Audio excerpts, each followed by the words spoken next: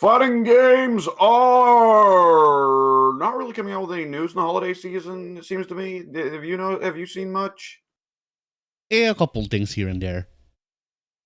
Oh, okay. I think nothing like fucking big, but some stuff. And I mean, like, when I say some stuff, I mean, like, in the past 2 weeks, not just, like, not recently. You know? Yeah.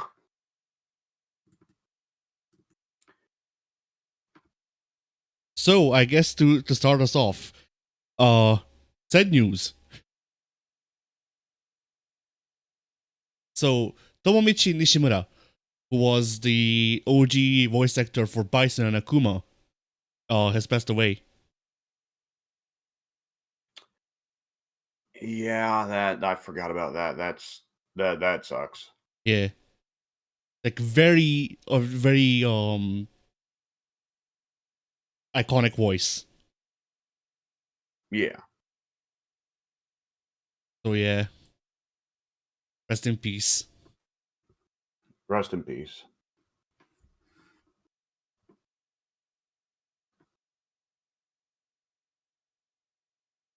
Alright. Then, in a move shocking us, probably. But City of the Wolves is getting a second season. Okay, that's been confirmed? Yes. Okay, I was kind of thinking when it won fighting game of the year at the Game Awards, I was thinking, ooh, hey, everyone remember when Multiverses won? Yeah, I mean, with this year, it felt like both of their options were dead.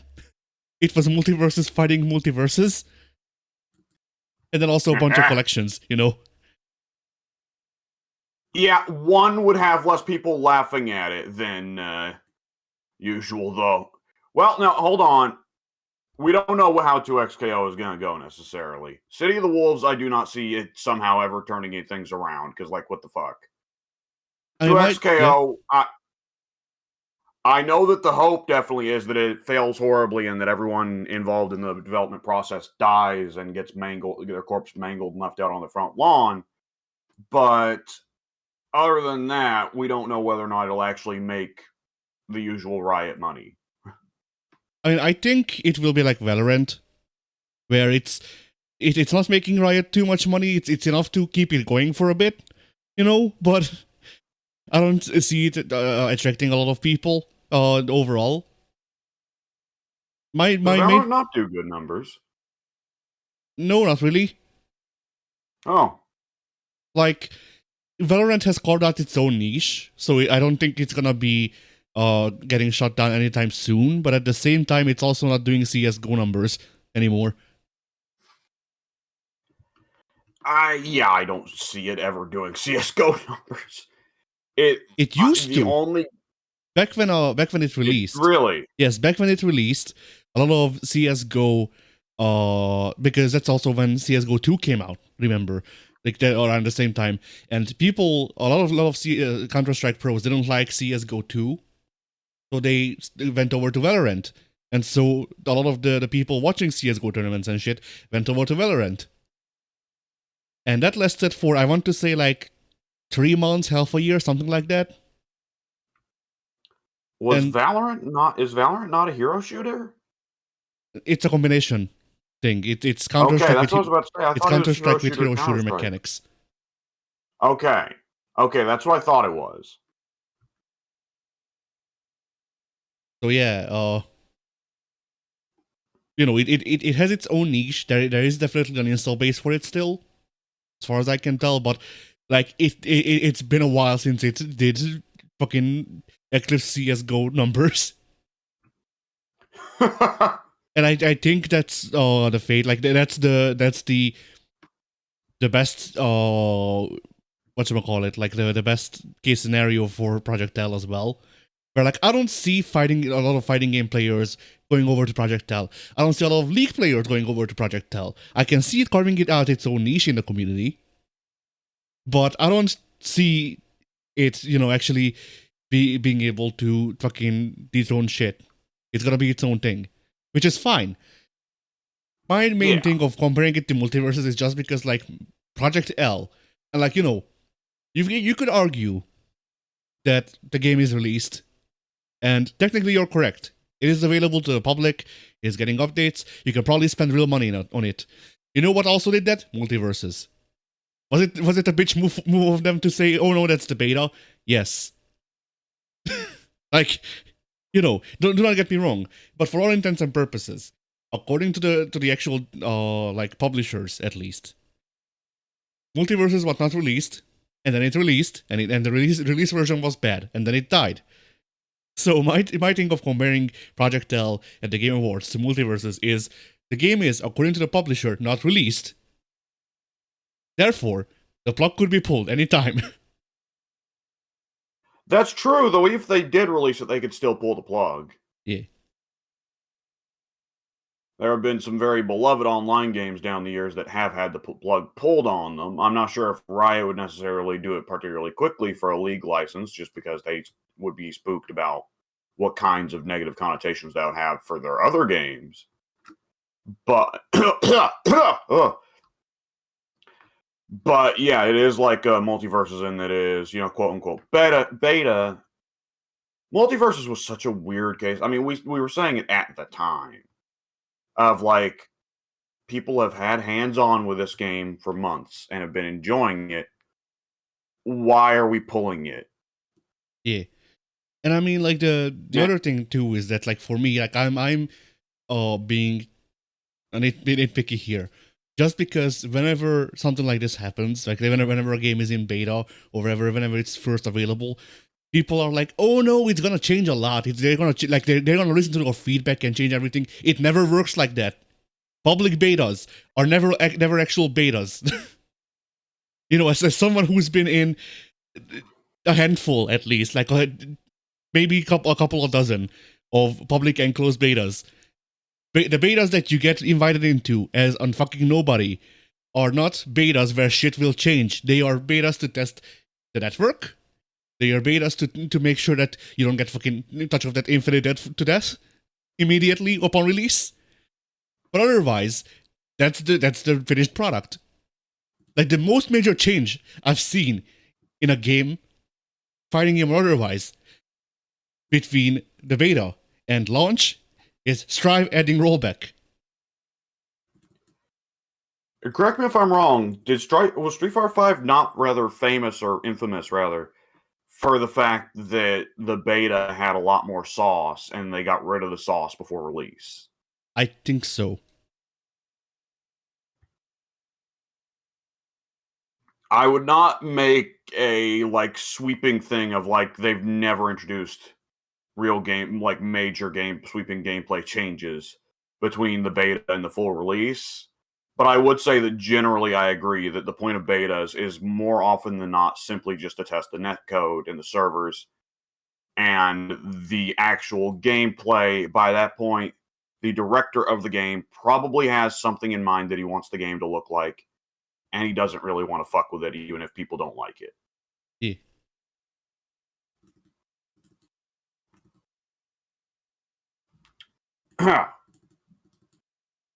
So yeah. So anyway, yeah, season 2 of City of the Wolves is coming. Who are you expecting? I'm thinking, let's see, Messick would be really good. They could add O.J. Simpson, maybe. Let's see. I'm drawing a blank on other classic Fatal Fury characters. Is the problem? Good lord.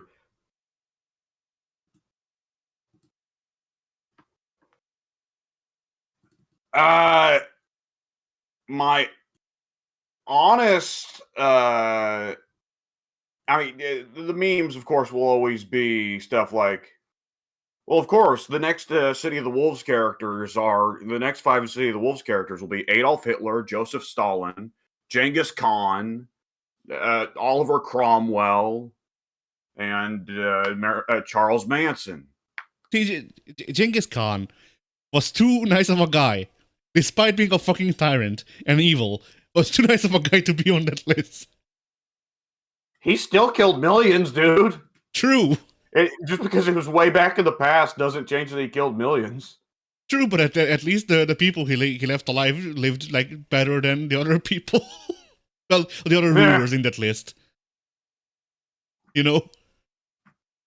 Oh, I don't know. I don't know about Well, that. they at least, got some semblance of independence, unlike, Stalin and Hitler. Manson, I don't think Manson ruled people. I mean, technically he did, but not like on a governmental scale. So it's hard to say. Oh boy! All right. Assuming that SNK doesn't throw any Saudi mandated curveballs, which they very well could. Assuming that SNK doesn't throw any Saudi mandated curveballs and Saudi by this point isn't looking, then my expectation would be for it to more or less just keep from the pattern from season 1. Not without, though, with no Street Fighter crossover characters. Yeah. So, I would anticipate just maybe 2 KOF characters or Art of Fighting characters. Well, no, they already had Mr. Big, so Art of Fighting wouldn't be too exciting. But maybe 2 KOF characters at most, like, hey, what's the Fatal Fury timeline version of Leono look like, or something like that. Yeah. Other than that, I'd really kind of expect more so just like, who are the Fatal Fury guys that are missing? It's like maybe we get one of the what's the names of the stupid twins, the little bastards? They slide back and forth. Oh shit! I know Chonshu and I don't know what the other one is called. Are they the Jin twins? Yeah. Okay. I think I would not be and shocked. Jin maybe. Okay. I would not be shocked if we get one of the Jin twins. Which one of Kim's sons is still not in the game? Jae-hoon is not in City of the Wolves. Okay, maybe Jae-hoon comes back, but with a little bit more interesting gameplay. I mean, oh god, what was the name of the boxer dude that more or less entirely got replaced by Vanessa? I always want to call him Billy, but he wasn't Billy. I don't know. I know the guy. Well, you guys know who I'm talking about. He was very cool, but Vanessa was more or less just him again, but a white woman instead, and she stuck around, he didn't. Yeah.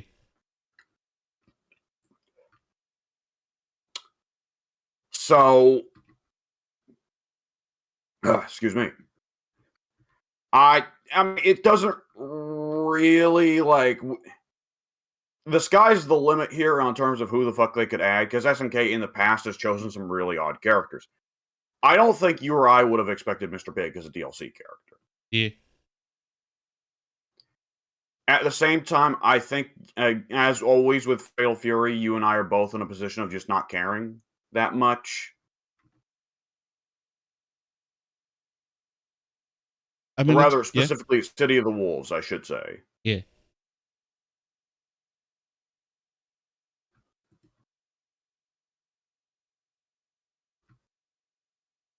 I take it by your lack of response that I'm correct.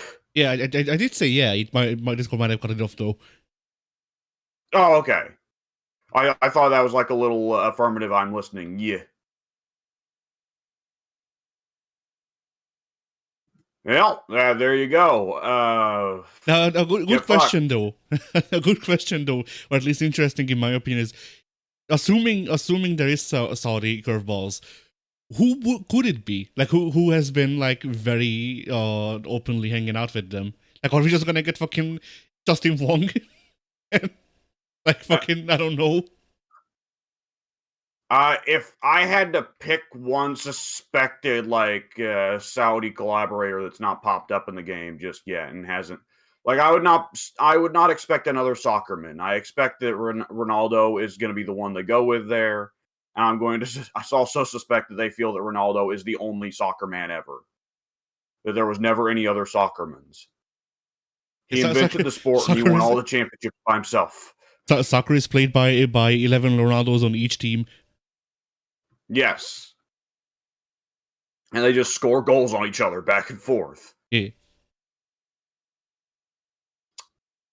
I would honestly not at all be shocked if they're like, hey, it's John Cena.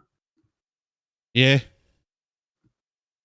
Cena might be I was about to say Cena might be too high dollar for them. I would have probably said that Ronaldo was too high dollar for them. So I don't even know anymore. Cena should get an install where he just starts speaking Chinese. That'd be funny, but I think the Saudis would prefer that he speak Arabic. Probably.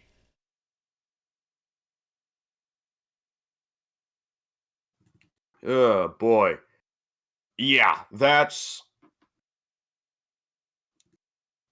I mean, we don't really know, and we don't really care. So there you go. Okay, then. The Evo Japan 2026 lineup has been revealed. Oh! Listen to this. There's no side tournaments. Really? Okay. Yes, I mean, I don't know how Evo Japan usually works, so. Well, usually there are side tournaments, but instead they decide, you know what? Nah, fuck it. Everything's main stage, I guess. Okay, so are they running an increased amount of stage tournaments, or is the stage tournament amount staying the same? They're just not going to be running side tournaments anymore. I think they're running an increased amount of stage tournaments, but I forget the actual volume of Evo Japan games usually. Huh. So the games they're running are Street Fighter 6, Uni 2, Invincible Versus, Darkstalkers, Tekken 8, Blue Fantasy Rising Versus, or whatever the hell, Strive, Blade Blue Central Fiction, City of the Wolves, Rivals of Vader 2, Virtua Fighter 5, and Project L. Okay. A good chunk of those games sounded to me like games that aren't going to go over well with Japanese audiences. Perhaps. Far be it from me to suggest that, historically speaking, Japanese audiences have generally proven to. Well, I can't speak for fighting games, so maybe I'm wrong. Maybe the Japanese, maybe the Evo Japan audience is more receptive to foreign products than the more so Japanese general audiences. And maybe also Evo Japan just sees a lot of international attendance. But generally speaking, in my own history as a person who enjoys the video games, it has been to my understanding that from what I've seen so far, general Japanese gaming audiences don't really care a whole lot for Western video games, barring a couple exceptions like Grand Theft Auto and Elder Scrolls. And that furthermore, it is generally the opinion amongst Japanese fighting game players that the only really good fighting game to come out of the West is maybe Skullgirls, but other than that, they regard Mortal Kombat as slop, and they also kind of regard Marvel vs. Capcom as slop. But I don't really regard Mortal Kombat at all, because Mortal Kombat is banned. So... Yeah, that's true. I mean, a few things sneak through. I've seen a little bit of talk about it, but it's generally like I have seen there be talk, translated, of course, through the wonders of the internet. Yeah. I've seen there be talk of like, oh yeah, I like Mortal Kombat. I play every game and I collect them and all that. But in the same way, they're saying it over there the same way the guy over here says he collects all the Tohos, right? Yeah.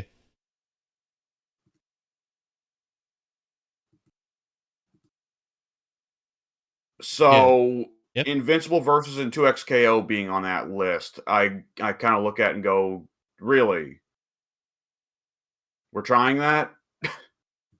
Sure, why not? The Japanese love flying bricks. You I can, mean, they kind of do, but they prefer that they have key blasts to go with it. yeah. You can tell that they love flying bricks by the fact that they're the first like the thing that really set off Tokusatsu was their adaptation of Superman. I thought that was Spider-Man. Messenger of the Underworld. Okay, are you memeing then? Yes. Okay, there we go. Yeah. Because Tokusatsu started with Spider-Man Emissary from Hell. Yes, I remember that, and he had the mech. Because Spider-Man famously has a giant robot, as we all remember. I don't remember if he had the mech, but I don't actually remember if I've seen a full episode. The episode that I did see, or what I saw of the episode at least, he didn't have a mech, but he did have interesting gadgets. I believe everything I have ever seen from the old school Spider-Man show looked like amongst the dumbest things I've ever seen in my life. Yes. So I think my favorite bit is how he just had, like, you know, because the rope launcher, but how the fuck do you do the rope launcher in real life? So he just had, or not the rope, the web launcher, I mean. How do you do the web launcher in real life? And they just fucking fashioned a rope launcher under his arm. Yep. I think I have seen a clip of him just tossing the quote unquote web, and that's it. That's all he does. Yeah. Yeah. Yeah, I've seen people be surprised that Evo Japan is removing Mortal Kombat from the list. I don't think Mortal Kombat was on the list because it's banned. I was about to say, was it ever? It's hard to say.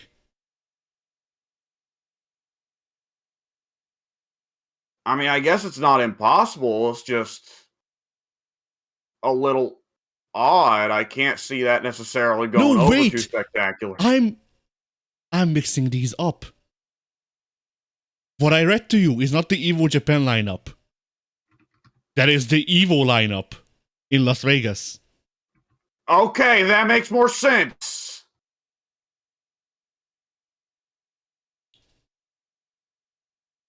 So yeah, no Mortal Kombat at Evo. At all. Yeah, that doesn't shock me for a moment. NRS is almost certainly not pitching forward the money to put it on the main stage. At the end of the day, NRS is one of those guys. There's some guys that I don't see Evo putting Mortal Kombat on the main stage out of goodwill. It's not at this stage. MK1, look, I like MK1 a lot. I love MK1. MK1 is regarded by, I think, most people now as abandonware.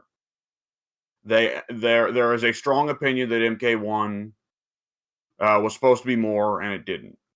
Yeah. And that MK1 was... people act like MK1 is an abomination against God. So, and that's the general reputation. And NRS is not doing anything to fight it because none of their financial plans with that game seem to have worked out. So they're just trying to move on to MK13 as soon as possible. I mean, NRS is not doing anything to fight it because currently they're being currently they're the child in a divorce, and that is also true. That's what they can do currently. Between one parent who may not want them to make any video games for any real console ever again, and another parent who may want them to only from now on make video games that Donald Trump would approve of. Yeah.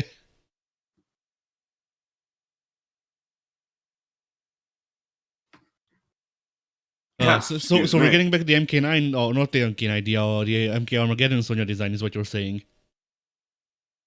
Nope, you were correct on the first try, MK9. Okay. Sonya, the closest Sonya got to being sexy prior to MK9 was that she, I think, had an attire with booty shorts. I don't remember. Maybe.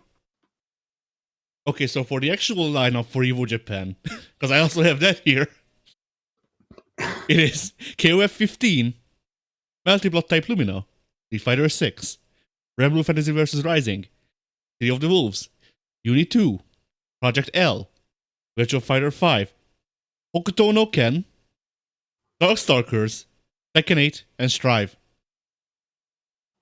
Okay, so Riot just punched up a bunch of money. Like, yeah, just put 2XKO on all the tournaments. I don't know.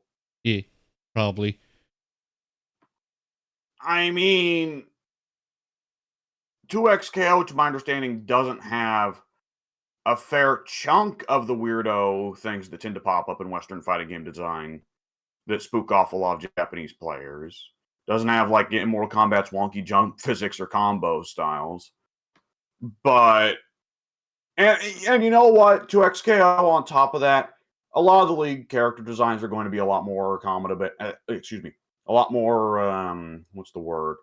Palatable to Japanese audiences. Correct me if I'm wrong. League does quite well in Korea, does it not? I have no clue. Okay, I don't remember if League even necessarily does well in Japan. It actually might do quite well in Japan, in which case more the fool me. I can see Japanese audiences definitely digging Teemo, for instance. Yeah. Even if they also rightfully regard him as a demon. It would be something interesting to see if 2XKO did catch on in Japan, because, like, oh, so Marvel vs. Capcom is the slop. But now that we've replaced Cable with his cute little gremlin, now it's okay. But yeah, you see, Which, of course, you see now it's okay because you need a full fucking keyboard to play the game instead of a regular controller. which, granted, I'm sure on the other side of things, they're like, so Toho's okay now that we replaced with the little girl with the muscle man, huh? Yeah. I mean, what game? I don't think there is a game like that though. Oh, I wasn't going for a specific example. I'm not referring specifically to Toho or anything. Toho's just the game that springs to my mind that I always mention for, like, a little cutesy girl protagonist. Yeah. I'm trying to think of what could actually fit. It helps that it's easy to say. Yeah. And I'm not sure what there is. As opposed to, like, if I probably could get across the message across clearer if I had to, like, fully go Magical Girl Madoka Academy or whatever, but it doesn't roll off the tongue that easy. There's quite a few more syllables in that phrase. I mean, the actual Madoka anime is 2 words though. Madoka Magica. Is it? Yeah. Like the animes didn't start to get like full-on sentences until like 3 years ago, as titles. I mean.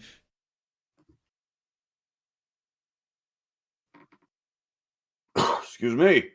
Yeah, I do not know anything about Madoka. I have not been paying attention. When you put the words magical girl in the title, I instantly have assumptions about what's going on there. It's like, okay, not for me. People do enjoy this thing. You know. I mean, I people didn't like Sailor Moon. Yeah. I didn't watch Madoka Magica, but from what I heard from people who have, Madoka Magica is apparently not a magical girl series. It looks like a magical girl series for the first like 10 episodes or something like that, and then it just becomes torture porn, more or less. Oh, not porn as in like actual porn. I mean just like, you know, all of the characters are being tortured endlessly.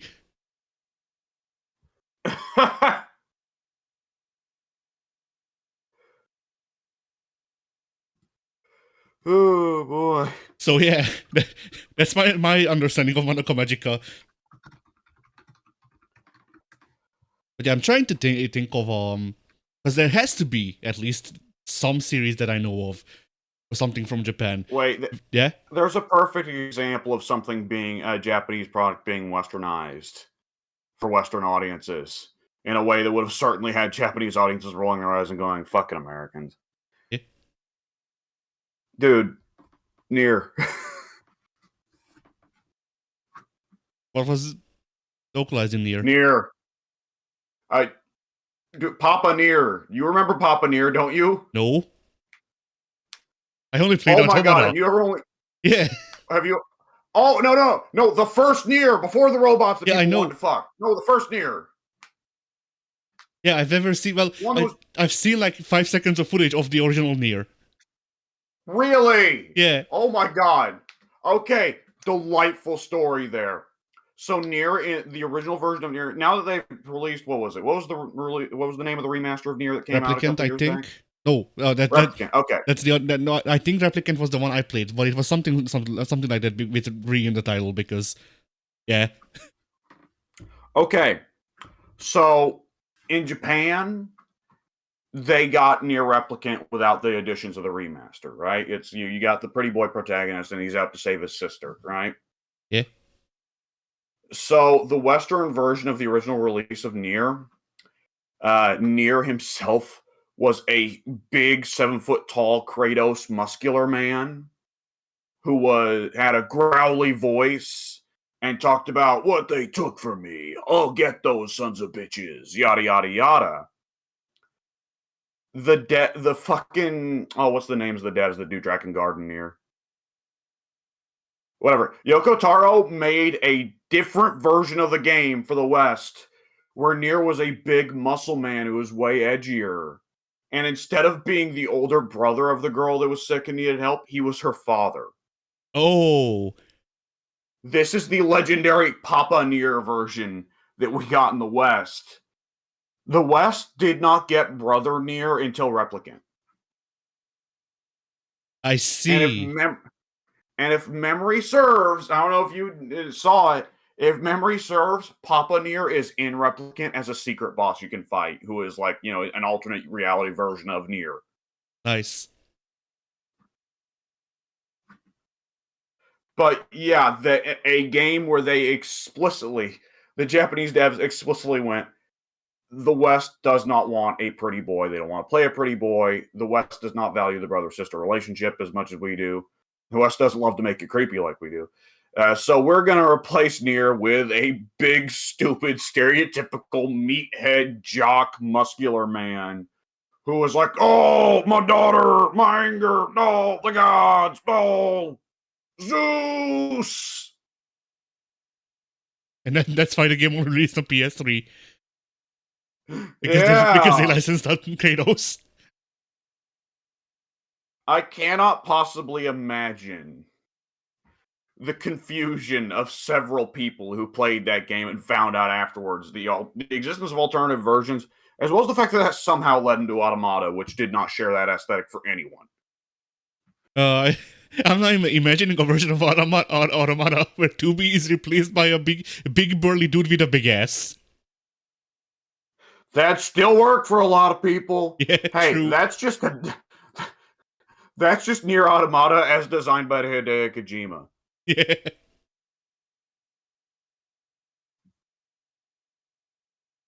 Okay. So yeah, there you go.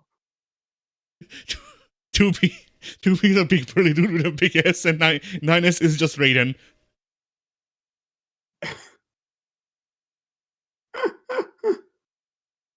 Or Raiden, sorry.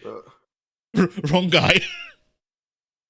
Well, yeah, they change the jobs every now and then. Nobody notices. Yeah.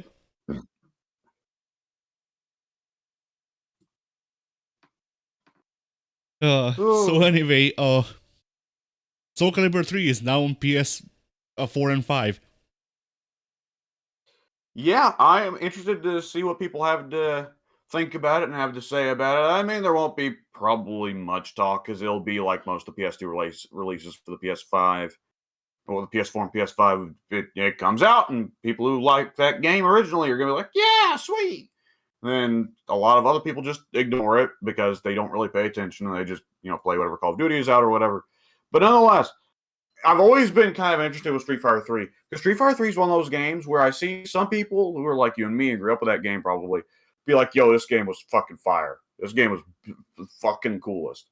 And I'll see some people, they'll pop up or like, nah, Soul Calibur 3 was the start of the end. It was bad.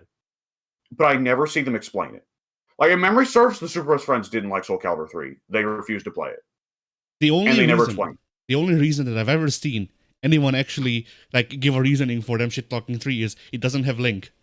Like, it seems like I'm reducing their argument. Oh, I know. It seems like I'm reducing their argument, and I'm not. I swear, they genuinely is the only reason they gave for Soul Calibur 2 for being better. Yep, I have seen that. I have seen that. There is a certain variety. There is a certain variety of gamer who considers the peak of human history to be the development of the GameCube. Yeah. If Pink were here, he would start going to bat for the GameCube as a bit. But Pink's smart enough to know the PS2 was better. He just will go to bat for the GameCube because he wants to get a rise out of us. There are people who honestly are like, it never got better than the GameCube. I mean, like, I will give the GameCube credit. The GameCube is when Nintendo was the most experimental with the games, and that is, like, I genuinely do enjoy Nintendo's games on the GameCube. It sucks that it didn't was a good sell game for everybody. Yeah, it sucks that it didn't sell well, because that means that Nintendo has been making it for the past 20 years. But you know. Yeah. I mean, that was a good gen for everybody. I mean, the Xbox, like, I don't think either of us would go to bat for the OG Xbox over the PS2 either, or even possibly the GameCube. Nonetheless, hey, OG Xbox had some bangers too. Yeah, there's genuinely some games on the OG Xbox as well that I'm just like, man, I fucking wish it had a modern port.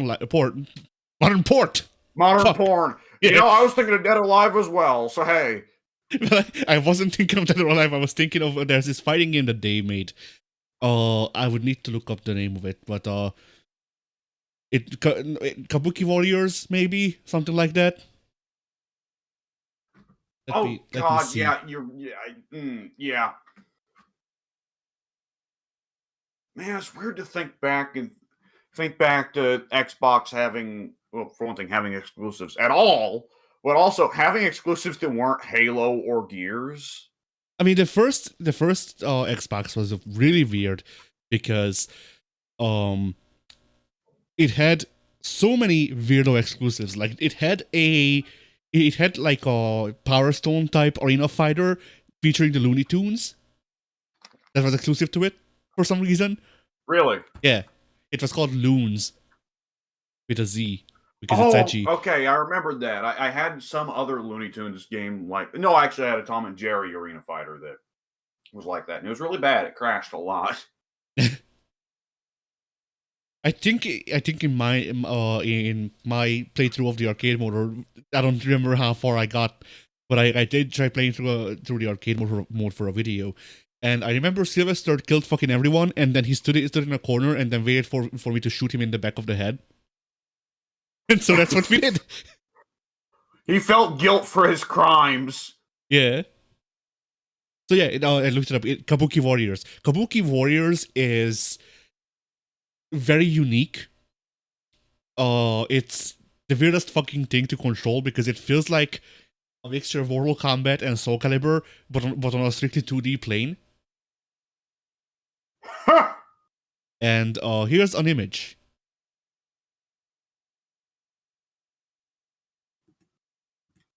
There you go.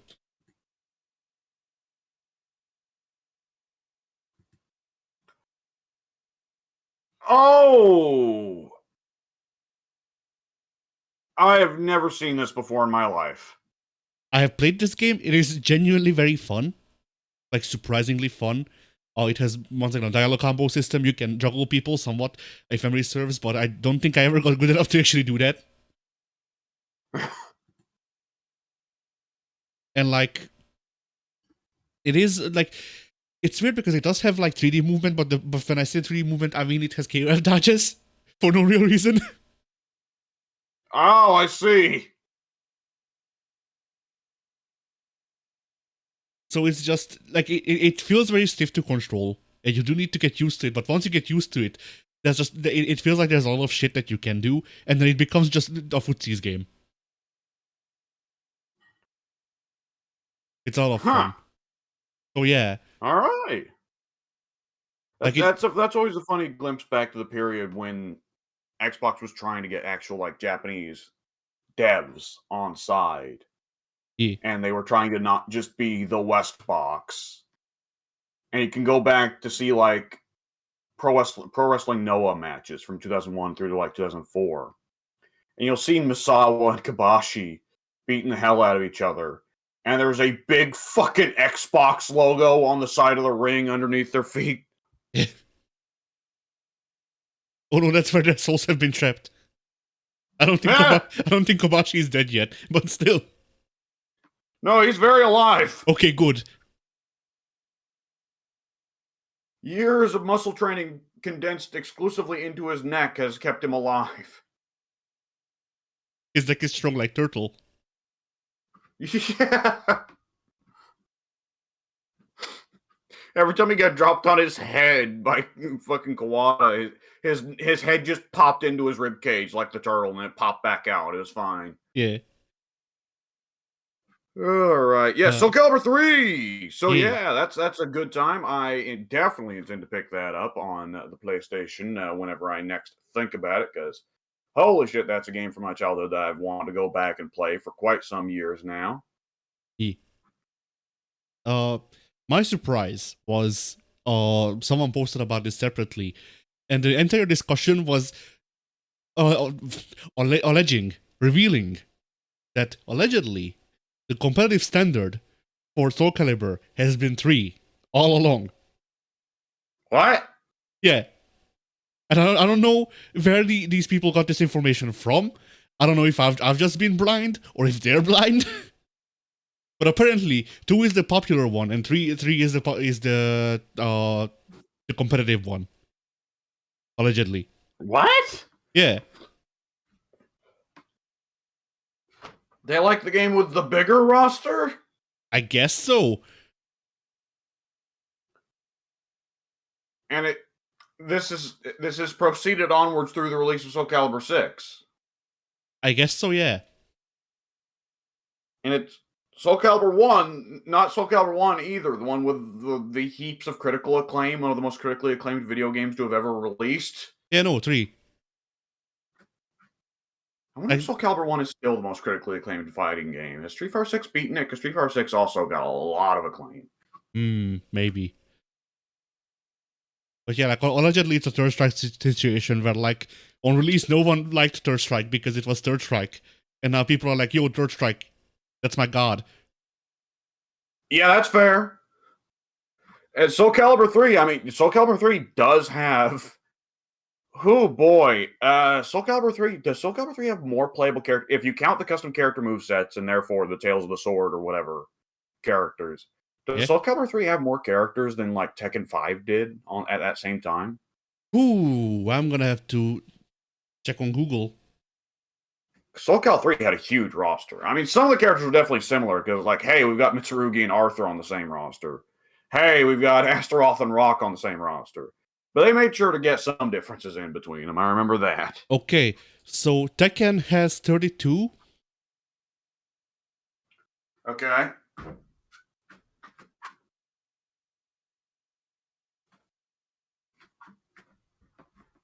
Yes. Soul Calibur 3 has 42 characters. So okay, 10 more. Huh. And of course, this was the PlayStation 2 didn't even get Dark Resurrection, so you never got the version of Tekken 5 that had Lily, Dragunov, and who else came with Dark Resurrection? Armor King. Yeah, I was about to say, didn't Armor King come with Dark Resurrection? No one else? 3 characters? Yeah. That was strange. Unusual to have an odd numbered group of characters. I think to make up for it, they removed they surgically removed Christy from Eddie. Oh, okay, that makes sense. Or the other way around, but yeah. God, okay, I've never. That's funny. Okay, I assume they had like identical move sets then, because going into Tekken Tag Tournament 2, the only things that were different between Christy and Eddie in Tag Tournament 2 was that they had different throw animations. Yes, which is also true in 5, I think. Really? Yeah. My memory is Christy had the Tilt-A-Whirl DDT and Eddie didn't. He had some other throw that was less remarkable. Yeah.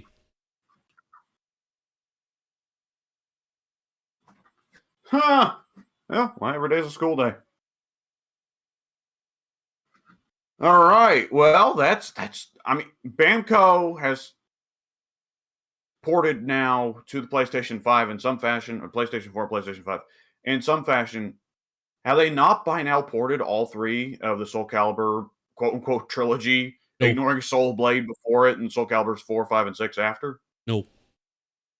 Really? Soul Calibur 1's still not on there. Soul Calibur 2 still not on there. What, did they not? No. Oh my god, they still haven't moved forward the PS3, Xbox 360 port that has Heihachi and Spawn at the same time. Oh my god. No, the only Soul Calibur game that they have, the only Soul Calibur game that they have ported is 3. Really? Not even Soul Calibur 1?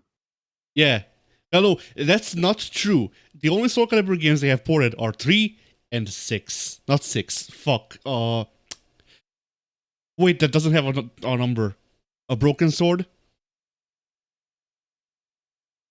No. The PSP one. That one. Okay, so not the always online one with Kratos. Maybe? Oh god. I Series think at so. that point was such a mess. Yeah.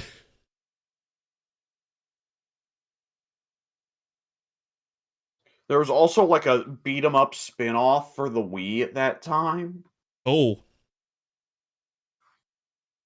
I remember I got it as a when I had when the Wii was my primary platform of choice because I wanted to play some fucking Soul Calibur. And I was like, yeah, I'll rent this.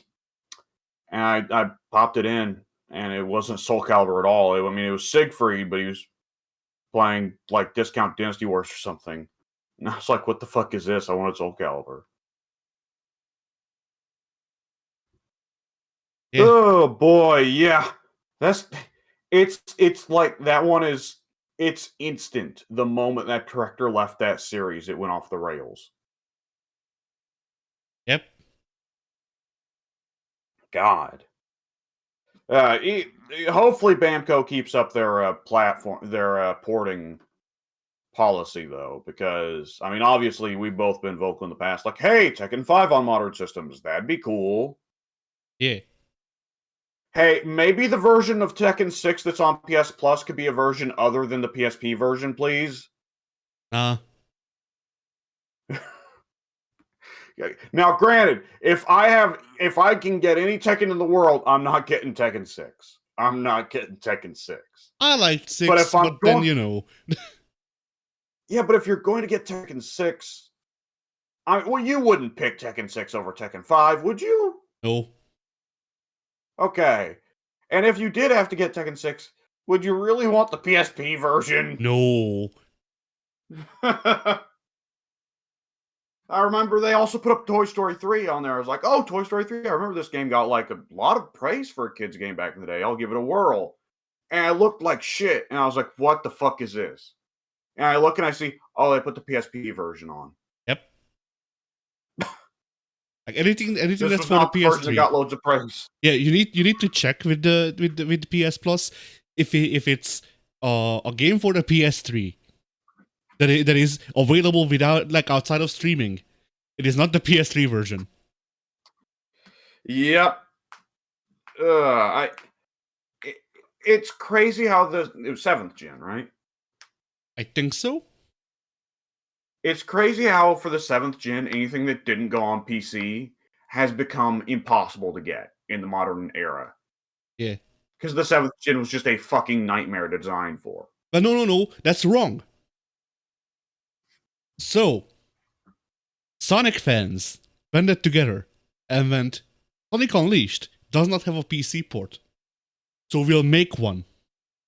So what they have done is they made it so there's a software where if you hook up your Xbox 360 to your PC and you run the game, it decompiles the game and makes it run natively on PC.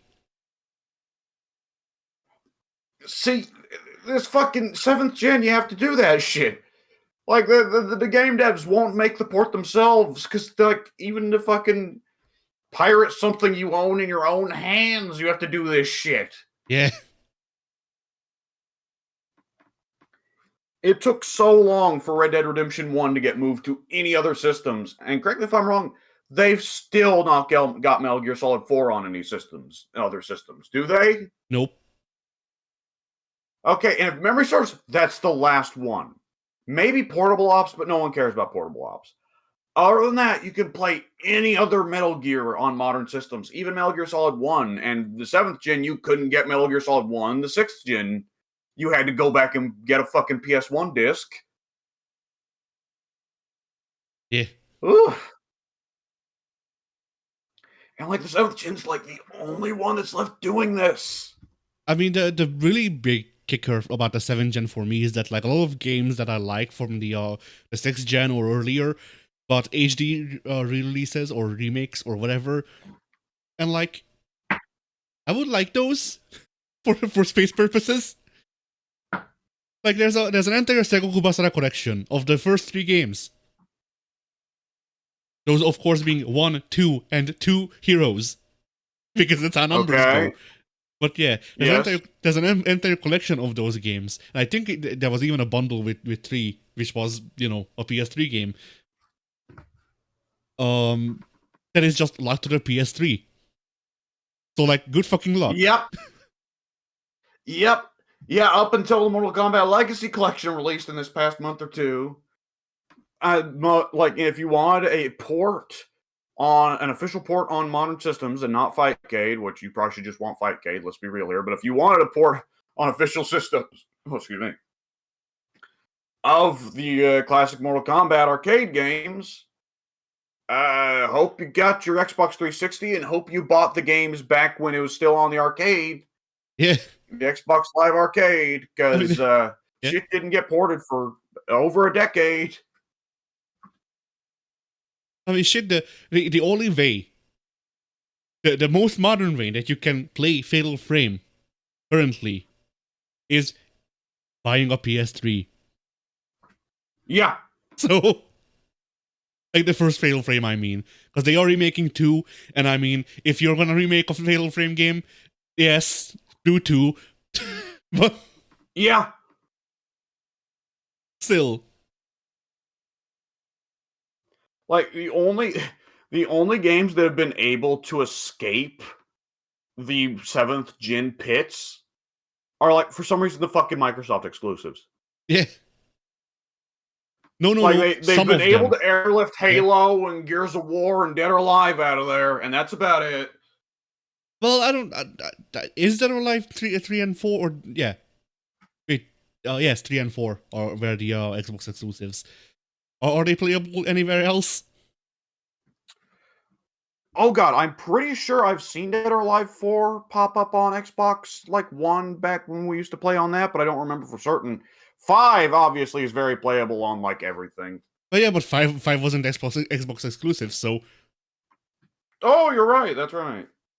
And it's time, I mean, because obviously Halo used to be an Xbox exclusive back in the day, and now you can play Halo on your PlayStation because up is down and black is white. Yeah, because Microsoft has been making bad decisions for the past 10 years, and they continue making them.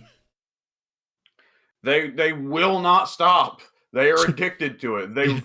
It pops their boners. John Ubuntu is rubbing his hands together, going, "Yes." Mm-hmm.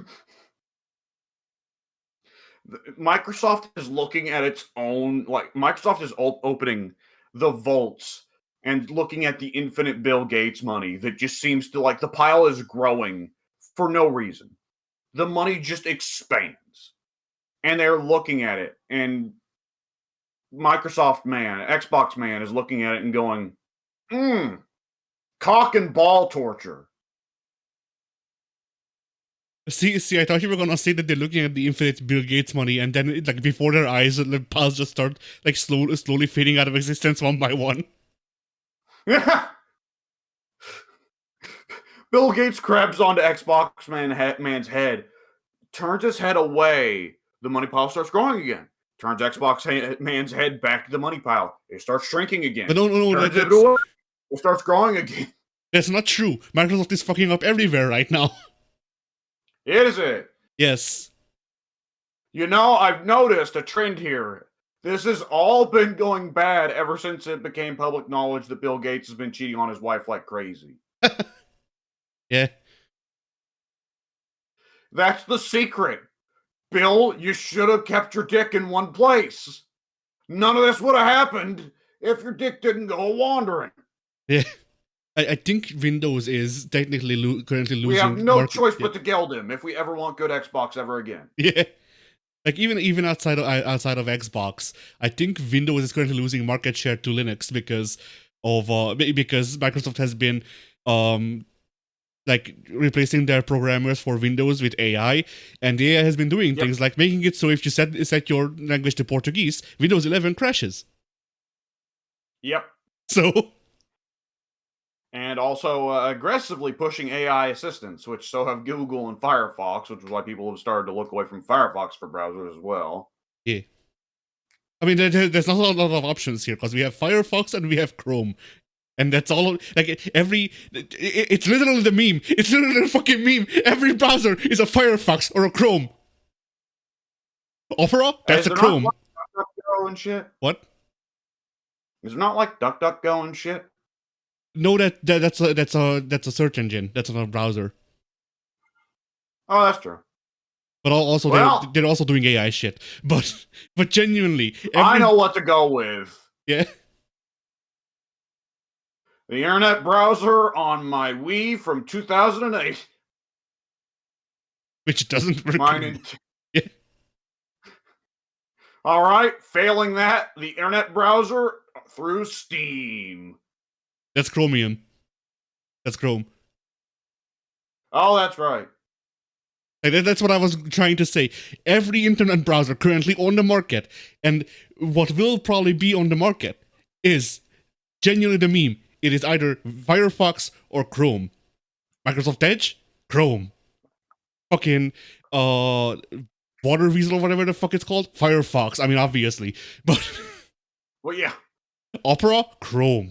Brave browser? Chrome.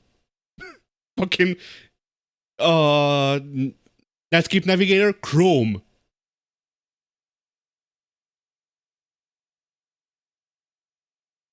It's really fucking funny. Like, genuinely, I want to say 80% of the browsers are Chrome, and 20% is Firefox. But there's genuinely no browser doing its own thing anymore. It's either Firefox or Chrome.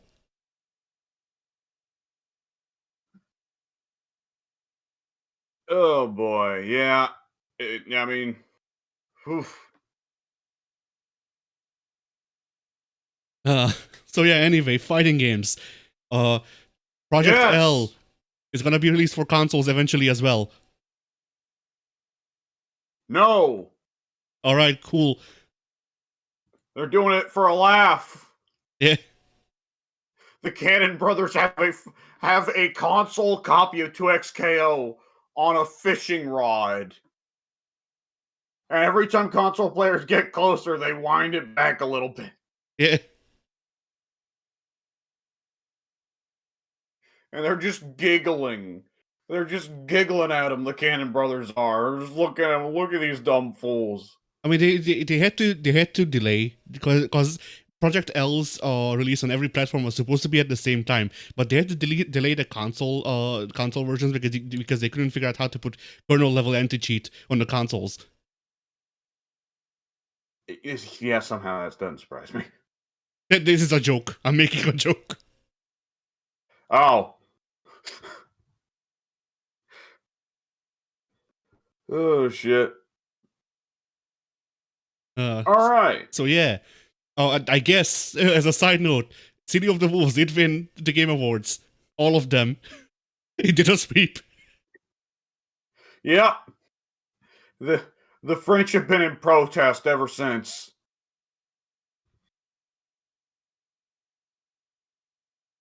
Yeah, I mean, as we said earlier, the choices were rather limited.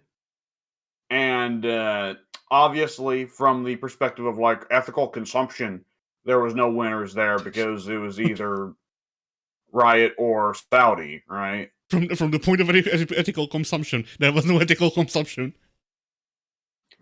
In terms of like actually games that have actually released, furthermore, there is an argument to be made. So obviously the Game Awards boiled down largely to. Well, correct me if I'm wrong. Are they not fan voted? No. So the Game Awards has one award that is fan voted, which went to Wuthering Waves this year because it means that the gacha whales get more pulls. That's not a joke.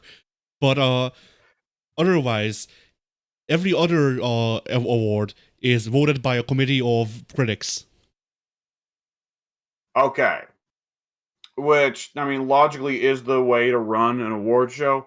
But nonetheless, yes, it makes sense that these critics, who many of whom were paid to play, or excuse me, almost all of whom were paid to play City of the Wolves. The thing is, City of the Wolves, we played the beta. That game feels pretty good to play. Yes. I have not picked up City of the Wolves because I just don't want to spend money on it. I don't care for it that much.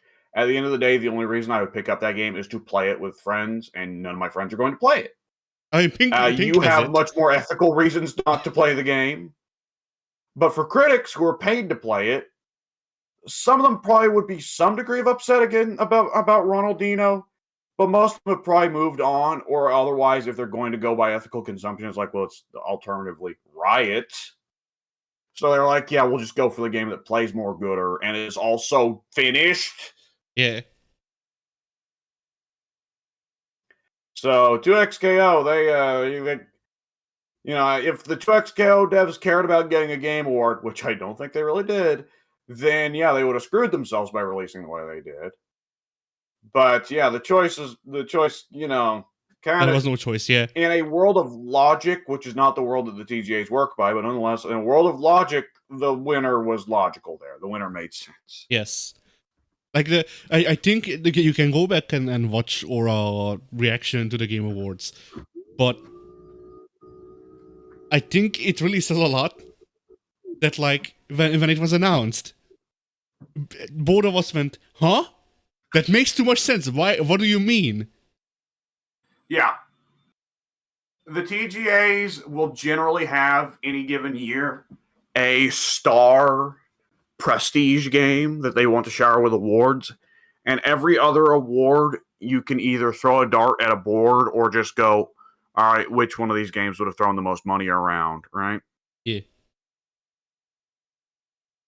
Which, granted, Saudi probably could have bought a lot of votes. I could see that happening. I could see Saudi being stupid enough to think this is something worth spending money on.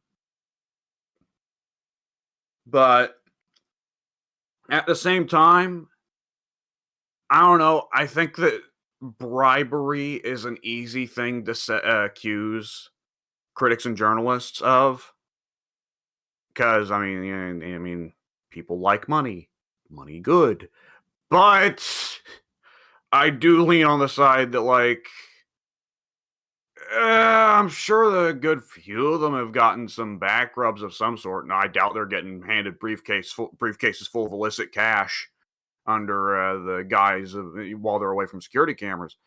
But really, I think a lot of critics are generally just not paying attention to most things. And what they are paying attention to, they really just are looking to be respected. They're looking to, 2000s era, video games are real art. Now, maybe it's just the people I see in conversation, but when I think of video game critics, I generally think of people who are still scarred down to their very soul by Roger Ebert in 2008 or thereabouts, saying that he didn't think video games were real art because he was thinking of Super Mario. I mean, and he hadn't played anything since. Yeah. That's when Samoa Joe muscle busted him, and then he died. Yep. That's what happens to everyone who has cancer. Some people, like my dad, no sell it, and then Samoa Joe picks them back up and shakes their hand and walks out of the room. Yeah. What was I gonna say? Shit. Oh, yeah. I mean, the funny thing with the critic stuff is technically you know one. Technically, yes. But yeah. I forgot But I what know happens. that you, Yeah, I know that you have far too high standards to let the Saudis just hand you a briefcase full of money. true. I know you voted for City of the Wolves because you're a fucking weeb. Yeah. No, I actually voted for Plasma Sword, but You've been writing it in every year. yeah.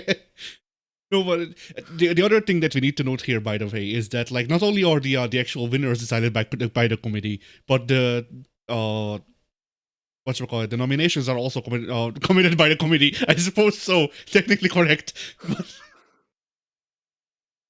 Hunter x Hunter and Net Impact got snubbed, man. Yeah, like I mean, it's I think it's a lot about like I don't know if there's specific like genre-wide committees, as in like there's a separate fighting game committee or separate sports game committee, or if it's just all one big committee. But uh, like. What the fuck does it say about the committee that like we get shit like Shifu nominated and then Impact it was forgotten about because who the fuck remembers that game came out at all? Yeah, it tells me that it's just whichever devs, and it's not specifically fighting game devs, or not fighting. It's not devs, critics. Yeah. There's also another question about this process. So they explained whether or not they do like the Oscars, and everyone votes on every movie and they rank them. Excuse me, it votes on every game in every category and they rank them from like, I want this one to be number one. I at least want this one to be number one. I And so feel you end up like the Oscars, where what you'll have sometimes where the categories are split hard, and so the game that winds up being least offensive wins. I feel like I remember hearing something like that, but I also don't think it was official. So maybe. Also, here's a relevant one. It wasn't until this year that the Academy members were required to actually watch all the movies in the category before they were allowed to pick one. Yeah. I do not think there is a snowball's chance in hell that all those game critics had to fucking play Mortal Kombat Legacy Collection before they voted.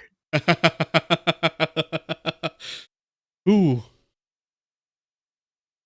Yeah, probably not. Although I think it would improve the Game Awards. Like if they want to be an actual awards ceremony, they should probably make the people nominating games actually play the games before nominating them. Oh boy, well then what kind of topsy-turvy world would we live in? Yeah. I'm not sure that... I think part of the psychosis of many games critics is the fact that they have to play games all day for their lunch. And as a result, that's how you get to the weird space where critics are, I don't want the game to have a lot of content and be fun. I want the game to be different.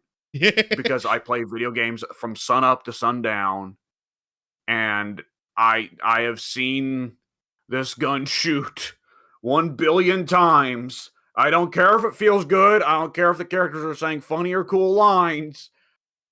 Give me Disco Elysium, please. Yeah. Yeah, I've talked about this before because I always find it so fascinating. It's part of the elements of psychology to these sorts of things. I remember Total Biscuit talking about the Mad Max game when it came around and how it was doing quite poorly with critics who were going like, meh, 5 out of 10. Everything about this game is recycled from something else. While a lot of the people who picked the game up and played it who are not critics were like, yo, this game's got shitloads of content and it's cool and it looks like Mad Max. What's the problem here? I remember Toll Biscuit playing a game and talking about, so yeah, this game feels like Mad Max. It has a lot of things that it does that's very fun. So if you do not have to play video games from sun up to sundown as part of your job, this is a great game to pick up and have a good time. If you play video games all day, then Batman Arkham Combat plus GTA driving in the world of Borderlands is going to be much less impressive to you, and you're going to go, oh, it's derivative. Yeah. I mean, may I refer you to my criticisms of Assassin's Creed RPGs? Yeah, yeah. That one's a really funny one because that first one, it's like, hey, Witcher 3 is still pretty new, so we're not tired of this yet. So hey, thumbs up. And Odyssey, and it's like, yeah, we're starting to get a bit sick of this, but at least they jammed in the Nemesis system for some reason. So still thumbs up. Then Valhalla, very abruptly out of nowhere, we're fucking sick of this. 2 thumbs down. Go fuck yourselves. Yeah, I mean the weirdo thing is that like I'm completely the opposite of the public opinion on that, because like Odyssey was where I was really fucking sick of that shit, and Valhalla, like simply by being able to toggle the game off, like you can just take the RPG elements, go into the custom like difficulty selector, and just turn the RPG bullshit off, and that makes the game so much more enjoyable. Well, when they add an accessibility setting that allows you to turn the game off. Yeah. I mean, I'm not gonna say that Valhalla is a good game. I'm just saying it's better than Odyssey, which is like Yeah. saying that it can tie its fucking shoelaces. Well, it's a bit like when Spider-Man PS4 came out, and it was one of the first games to have a setting auto succeed QTEs. Yeah. Now QTEs still suck. Luckily, this game allows you to just go, no, do not want. Yeah. Similarly, anytime a game has a thing in the settings menu to get rid of button mash segments, great. Yeah. Button mashing still sucks, but at least we can get rid of it.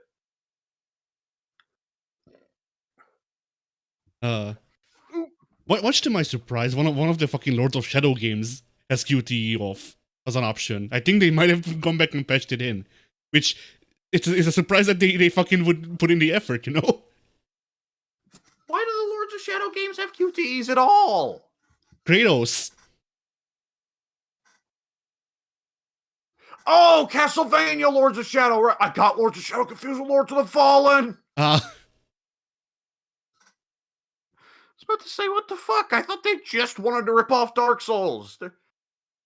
yeah, no, 10 years too early. Oh, yeah, okay.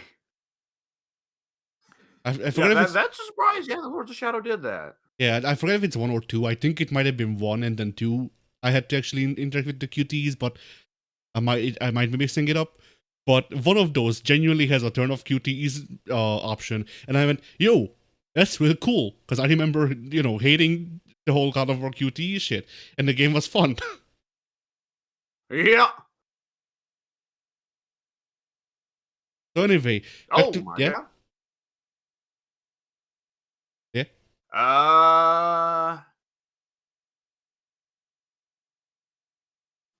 This is not fighting game news, but this is video game news. Vince Zampella, the former CEO of Infinity Ward, developer of Call of Duty, and the current head of Respawn Entertainment, developers of Titanfall and Apex Legends, has just died in a car crash. Oh shit. Yeah. Well. Shit. Yeah. Rest in peace to one of the more legendary game developers of the last 20 years. That came out of nowhere, but I mean, that's what car crashes do. Yeah. Rest in peace, I guess. Unless he was a dickhole, in which case, never mind. Yeah, I guess I guess you can put that asterisk anytime, huh? Yeah. Oh, it's just. Oh boy. All right, back to fighting games. Okay. Well, what's the next bit of news? Yes, so we actually saw this live as well. Invincible Versus revealed their newest flying brick. Did you call her Flying Black? No, I mixed up the L and R sounds in brick, so I said Blick, which is German for picture, but otherwise, like, Oh, okay. I was about to be doing that bit with the guy with Norm Macdonald, and you can't just say that. Yeah, I forget what name they gave her. Elemental. Some what? Elemental. Elemental. I was about to say it's some stupid pun. Like all of Yeah, them. I mean, yeah, Robert Kirkman likes a certain variety of superhero name. Yeah. Yeah, I mean, again, she looked like what we've seen of Invincible versus so far. Yep. So, I mean, neither of us are Invincible versus super fans. I dip in to read about what's going on sometimes. I don't watch the show, and I don't think you even care enough to read about what's going on, right? Yeah, no. Like the only bit of Invincible stuff that I have seen that I have liked has been the YTP that I posted a while back. Good news! Now we can be bees. I think the kid's name is Steve or something like that. So good news, Steve. Now we can be bees. Oh shit! I enjoyed All that, right. but otherwise, like, yeah, no, I don't really care. Like, as much as I enjoy J. Jonah Jameson as Superman, and I'm not really interested in J. Jonah Jameson as Superman. Like, I'm not interested in J. Jonah Jameson as Superman enough to actually go out of my way to find a fucking way to watch Invincible. And I like, the game looks like Battle for the Grid, which I didn't like, so I'm not interested in the game. Yep. Perhaps it comes around in a way that I can try, and maybe I try it, and I'm like, yo, hey, there's some shit here. But if there is some shit here, they're hiding it. They're hiding the sauce. They've got it deep in the cabinets. They hid it behind all the white chicken meat. The sauce is hidden deep up JR.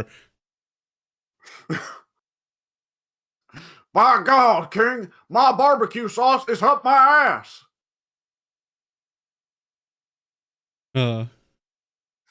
One thing I will note about her is that, like, this is one of, like, imagine that she goes to, like, a job interview. They're like, all right, so Miss Mental, why is it that you want to join our company? Look, I was born with this name. My choices were made. It's nominative determinism. Yeah.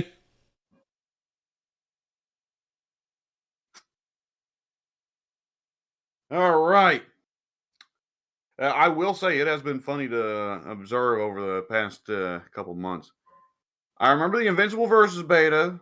People going, "Yo, there's some sauce here," but then I'd see it and go like, "Nah." Tokon, each beta, people are increasingly going, "What the fuck? Where's the sauce? Why is it auto combo city?"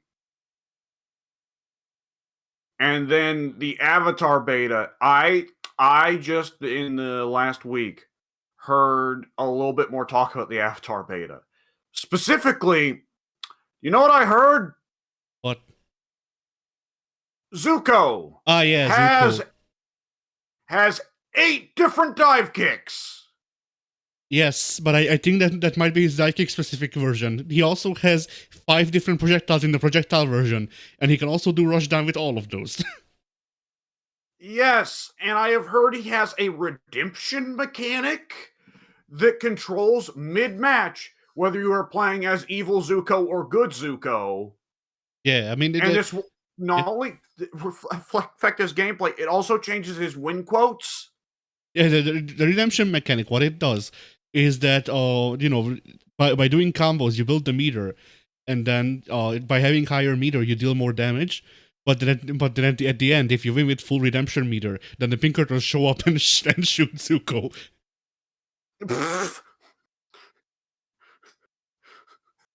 Okay. I also heard something really wacky. That the moment I heard it, I went, "Oh, they're going nuts here. They're not just sticking to the usual fighting game playbook."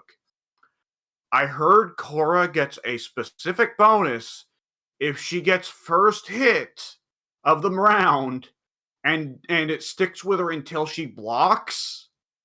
Oh, Because Korra is Miss Brash, hot-headed, gotta get in there, gotta beat some ass. So as long as you stay going ham, she has a big advantage. And the moment you have to block, she's like, oh. I see. The murder boner dies down a little bit. Yeah. And I have heard that they have been making crazy references to little parts of the show that you and I would not recognize. But if Pink were around, he'd be going, yo! I mean, which I assume. Go ahead. Unless they give Sokka like a puppet character install where he calls down his moon wife. You know? Does the moon come down and give Sokka a kiss? Yeah. It's just a fucking it's the I'm forgetting which game that is. I think it's Ocarina. It does the full moon crashing into Termina cutscene from Ocarina, but at the end there's like one frame of the moon kissing Sokka. Then it goes back up. Yeah, no, then the match is over. It's an instant kill. Yeah. Sokka was the only thing in the mile radius that didn't get fucking annihilated. Yeah.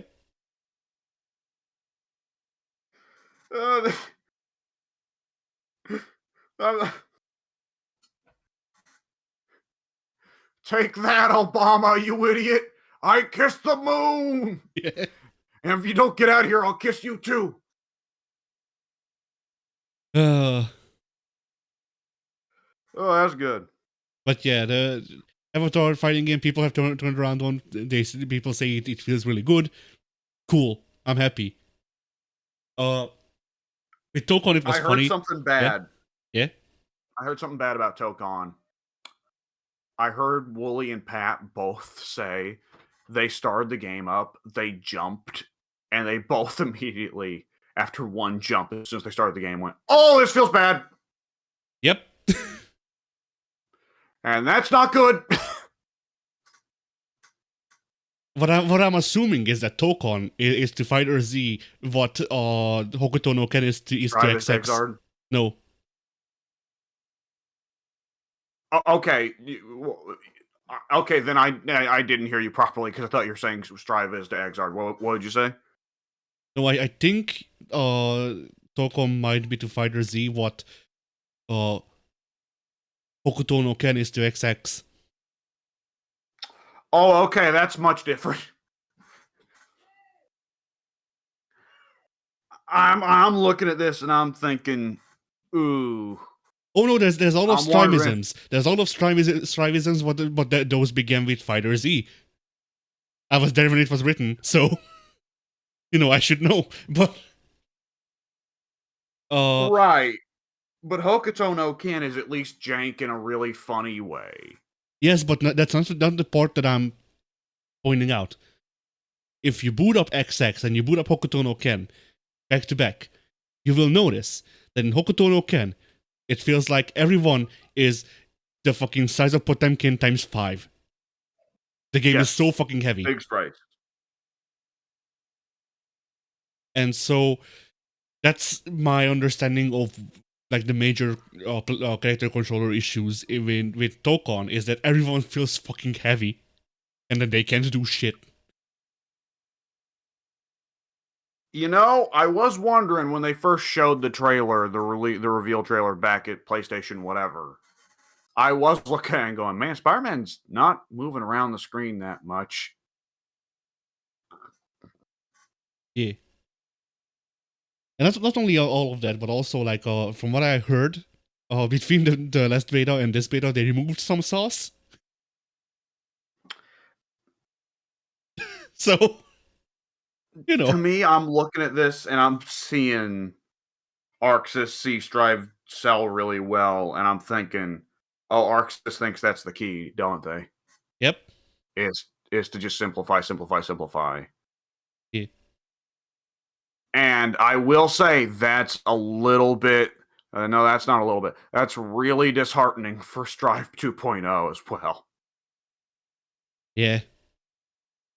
I mean, Ishwatari just looks at you and says, I got rid of everyone's moveset except Soul. They all get jab and that's it. No, they don't even get jab. They get heavy slash and that's it. Yeah. You don't get anything faster. Ishiwatari looks at you with tears in his eyes. I've removed everyone's moveset. Soul now only has Bender Bringer and Heavy Slash. Everyone else has Heavy Slash.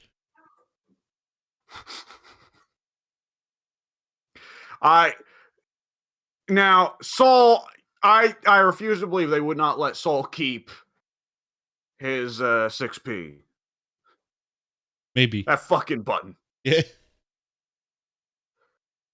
Oh, shit. But yeah, with Stripe 2.0, like, you know, I didn't have, like, I think it should be fairly obvious. I had no hopes for Stripe 2.0. Like, if they, by some accident, make it actually be more to my tastes, good. I will not complain about having one more game to play.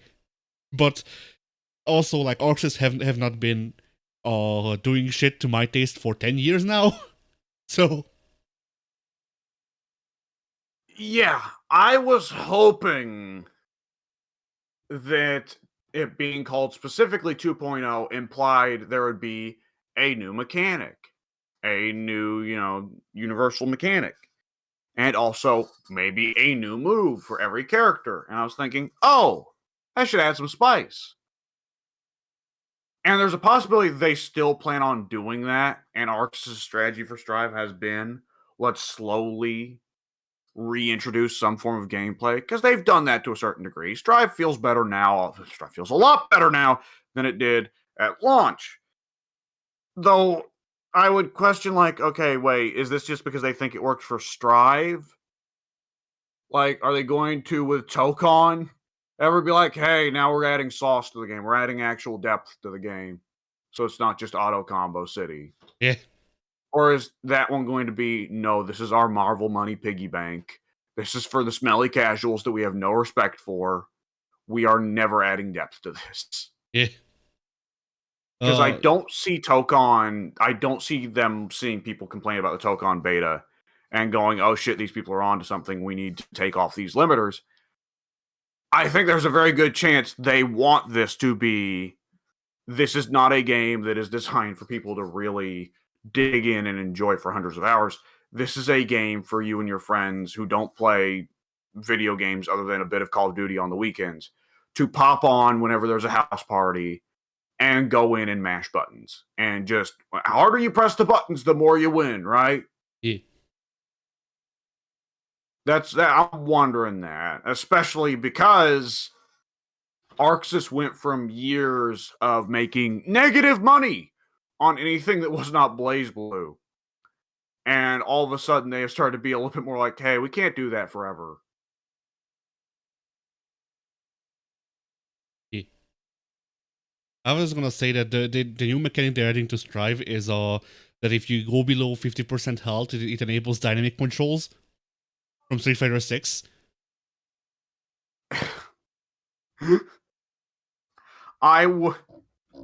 Okay. I would laugh and I would be very angry, but I would also love if from this point forward, Arxis honestly just does go, you know what? Yeah, we're making this for the lowest common denominator.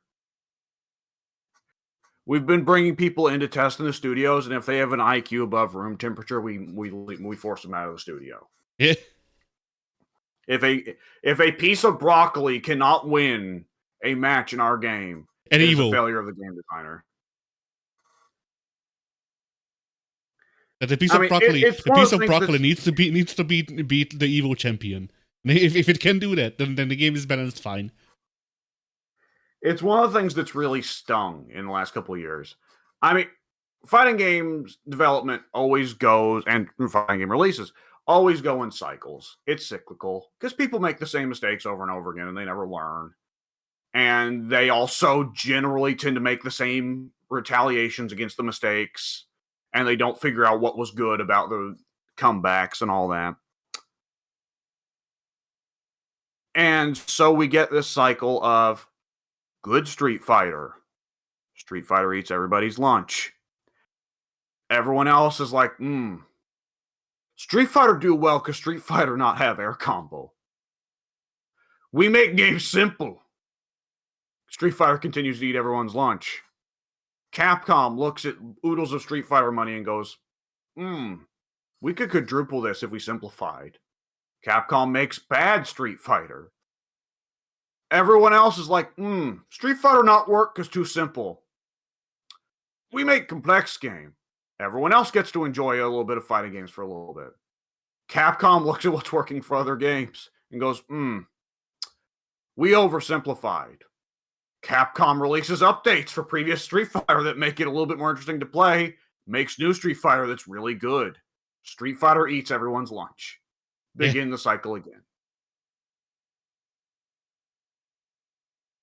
Yeah. People just don't learn. They don't learn. They make the same screw ups again and again because the motivation for the screw up never left. And they've seen that it didn't work, but given the choice between looking at Jimmy goes to the bar every Saturday night and he gets drunk, he gets hammered off his ass. The next morning his head hurts, he's lost a good chunk of the money in his wallet, he's puking his guts out into the toilet, and he's going, God, I should never get that drunk again. And then it rolls around to Saturday evening, he's looking at the bar and going, I won't get that drunk this time. The next morning, he has got a splitting headache, most of the money in his wallet is gone, and he's puking his guts out into the toilet. And he says to himself, I'm not going to get that drunk ever again. But whenever Saturday comes around, he's going to look at the bar and he's going to go, I can handle it this time. I couldn't handle it the last time, but I can handle it this time. This time it'll go different. Yeah. Oh, boy. Ride the wave. Up and down, ride the rocket like Slim fucking Pickens. Yeah. I mean, I would add that also, like, the difference between this happening earlier in the gaming industry and now is that mistakes back in, like the PS1, PS2 era took half a year at most. Now it's like, okay, so we're gonna make a shit game, it's gonna take us 5 years, and we're gonna support it for like 7 more. That is definitely true. There was a 8-year difference between Street Fighter 5 and Street Fighter 6? Because it was Street Fighter 5 was 2016, Street Fighter 6 was 2023, right? Yes. So 7-year difference. Okay. Which Street Fighter 5 itself came effectively 8 years after Street Fighter 4.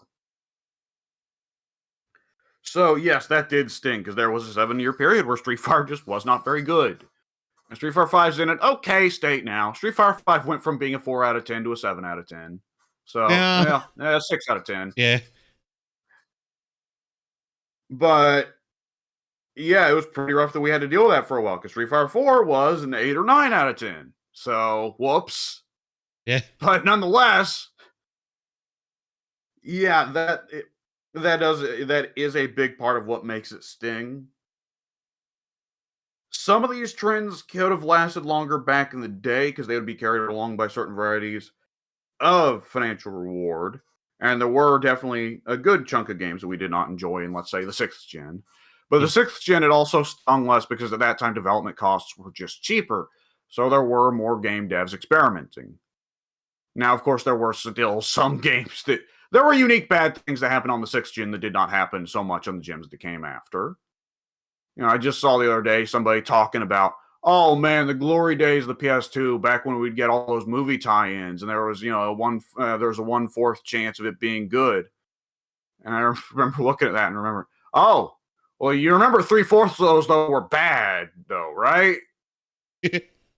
But that was the unique thing of the 6th gen, to make up for the fact that we also got a lot of experimentation we never got on later consoles outside of indie gaming. And of course, indie gaming comes with its own unique problems of the pursuit of prestige. as well as just generally the common indie game developer mentality of I thought 8-bit was not hideous, eye bleeding fucking disgustingness, so I'm going to make my game 8-bit. But no. It's not 8-bit anymore. 8-bit is passe. Currently, it's PS1. It is that one I complain less about because I think there is something to be said for the PS1 aesthetic in terms of horror. Yes, but it's not used for horror most of the time. And in fact, like, I would say that there's a major difference between making shitty models and slapping a PS1 filter on them and actually making a pastiche, I think that's the word I'm looking for. Like, just doing a send-up to the horror games of the time. Like, if you're making a first-person game that looks like a PS1 game, you're kind of missing the point. Because there weren't many a lot of of first-person games on the PS1 either. I got a question for you. Yeah? How do you feel about, like, the Valheim technique of the models and textures are PS1 level, but they went apeshit on the shaders? I mean, for one, I think it's a bitch to buy or to what's the word I'm looking for? Shit, to optimize. There we go. Because you know the actual game looks like potato, so you go it looks on potato, and then secretly here's fucking like more complicated maths for the lighting than like running Skyrim 5 separate times at the same time. But also, well, now in fairness, Skyrim could run on a potato due to the mysteries of Todd Howard. So there's a lot wrong with Bethesda, but those guys are fucking PC optimization wizards. I don't know what they do. There's a lot of things wrong with Bethesda, but hey, using that 130-year-old engine pays off. It does. It does. Yeah. Because I mean, like, it pays off in money and blood. Yeah. I mean, like, genuinely, say what you will about actually, like, you know, working with that engine or how that engine runs on modern systems because it leaves things to be desired. At the same time, considering that fucking thing was designed to run on, like, Windows 98 or ME, yeah. Oh, man. Like, you know those weird spaces where you have to admit that there is, like, reason to leave an engine behind? But at a certain point, you're like, okay, yes, this is jank, but people know how to work with it, so I'm wary of the idea of dropping it. I see people go, man, Elder Scrolls 6, they gotta finally move off of the build engine. And I look at Skyrim's massive modding community. And I look at the fact that Bethesda's been stuck with the build engine all this time, and I go, I don't know, should we? Yeah. I mean, I'm not sure this old dog can learn new tricks. Yeah. And frankly, let's be real here. Morrowind was the last Elder Scrolls game that was not more or less developed by the modders. Yeah. So I mean, I'd rather not. Honestly, Elder Scrolls 6, if it gets whenever it comes out, I'll be curious because I'll be like, hey, new lore and maybe a new game mechanic or two. But let's be real here. The excitement of the Elder Scrolls games is not the vanilla versions. It's for them to function as modding platforms. Yeah. This is the chassis that I attach the real game to. This is the chassis that I attach Ray Evangelion to. Oh man, I just the other day saw that classic 4chan bit of again Ray and what's her name? Is it not Asuka? I think so. Yeah, them fucking shouting at each other again on 4chan. And a third person comes in and just 20 years. 20 fucking years you people have been doing this. Yeah. But it never does. I'm not like shipping wars. It never goes away. It never goes away. I mean, like, my newest favorite development in the shipping wars, in the general shipping wars, the international one, you know. Yeah. My favorite bit in that is currently there's a like it became a 3-way war between pro shippers anti-shippers and ace people for some reason. Right? Because you're going to get problems like Luffy, right? In One Piece. Yeah. Luffy's a big problem in the One Piece community. Because let me tell you, I've seen some fights. Some of them going, hey, Luffy and Boya Hancock. She's hot for him, so that's the canon couple. Then other people go, no, Luffy and Nami, because Nami's the first woman of note in the series. So obviously that means she has to be the love interest. Nami's the first woman ever. And then, the group that I agree with, even though I'm not asexual myself, comes around as like, Luffy shows no sexual interest in women whatsoever. And it's more interesting for him to be asexual because that's not a common thing for protagonists in fiction series. Yeah. I mean, the most recent one, the most recent battle in this war that I have seen is Hell of a Boss, not Hell of a Boss, Has Been Hotel. Oh no. Did a scene. So there's this character called Alester. Alester is canonically asexual, maybe Airways, I forget, but canonically asexual at least. And there's this other character called Wax, who is in love with Alester. And allegedly, the real big point of contention here is that there's a scene in the newest episode of Has Been Hotel or something like that where Vox has Alester kidnapped and then watches or forces Alester to watch him have sex with other people because Alester won't have sex with him.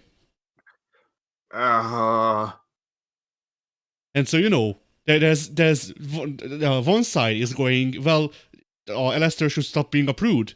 And the other side is going, Alester is literally fucking asexual. What the fuck do you mean?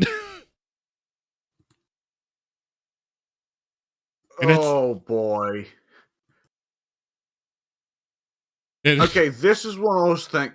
Yeah. Look, Has Been Hotel, Hell of a Boss, which I don't know if they're the same thing. And that technically not, but they kind of work because it's a shared universe and it's the same creator, so might as well be. Okay, those two and Digital Circus, I think. That's a completely separate thing, but yeah. Okay, those three things I hear about like once a month, and it's always people just talking about, man, it's mad problematic how people treat this character. That's all I hear. Digital Circus I don't hear about at all. Well, I hear about the episodes being good, but like I watched the first one and I went, seems like a good cartoon. I'm not really in the market for a good cartoon right now though. So that's where I left it at. But yeah, it has been Hotel. Hell of a Boss. I watched like the first 2 seasons and then I went, you know what? There was a bit of time for them to get season 3 up, and then by the time season 3 actually came out, I just wasn't interested anymore. Meh. A good call apparently, because all the characters I cared about have just been written out of the show more or less, allegedly. But yeah, so yeah, I did hear that Hell of a Boss and Has Been and all of that, like the Vivzy Pop stuff, is contentious online because of many reasons. And like, it's one of those things where like, I don't really interact with this thing anymore. And even when I did, I just watched the thing. So I can't really comment. Like, I just randomly came across the shipping wars. The newest chapter in the shipping wars, at least. So that's how I know about it. Anyway, what was I gonna say? Yeah, Valheim. Fucking art style. Yeah, I think it's comparable to the Final Fantasy Pixel remasters, and I'm not sure I would say that I like those just because like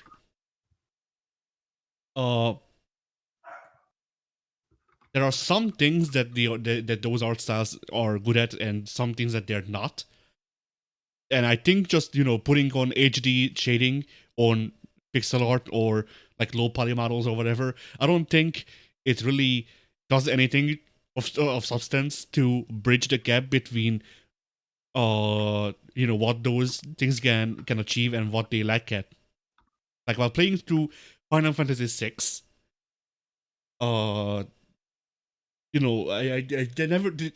There was no moment where there was a cutscene, and I went, "Yo, I would really understand what the fuck this character just did if there was ambient occlusion right now."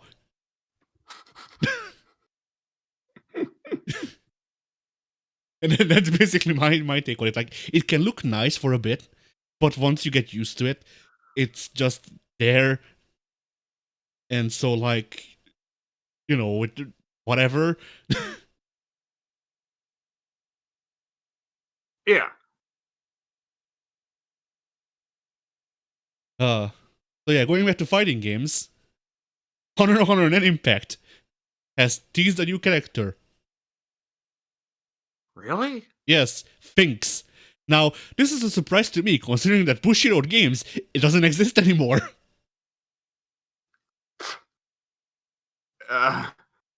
They I was ceased going being... to say, wasn't there something that came out about like, oh, this game legitimately can't continue because like somebody involved in its development no longer exists? Yes, the publisher is no more. The publisher ceased being last week, I think. So is this just Aiding's last hurrah for the game, or did Aiding devour the corpse? I'm not sure. Okay.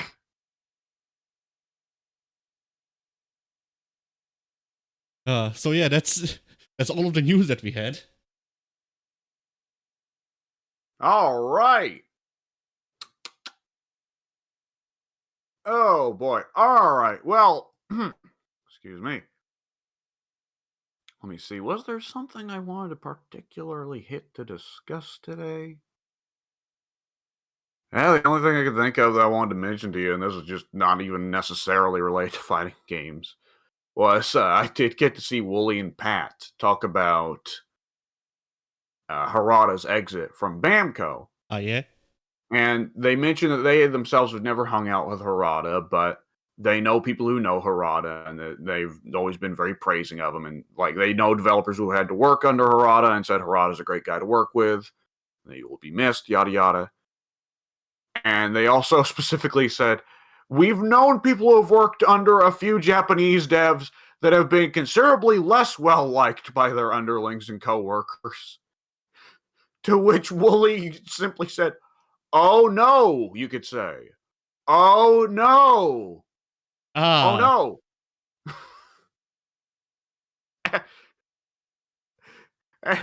To which Pat replied with, "Oh yeah, that worked. You know that. Oh no, works in a fun way.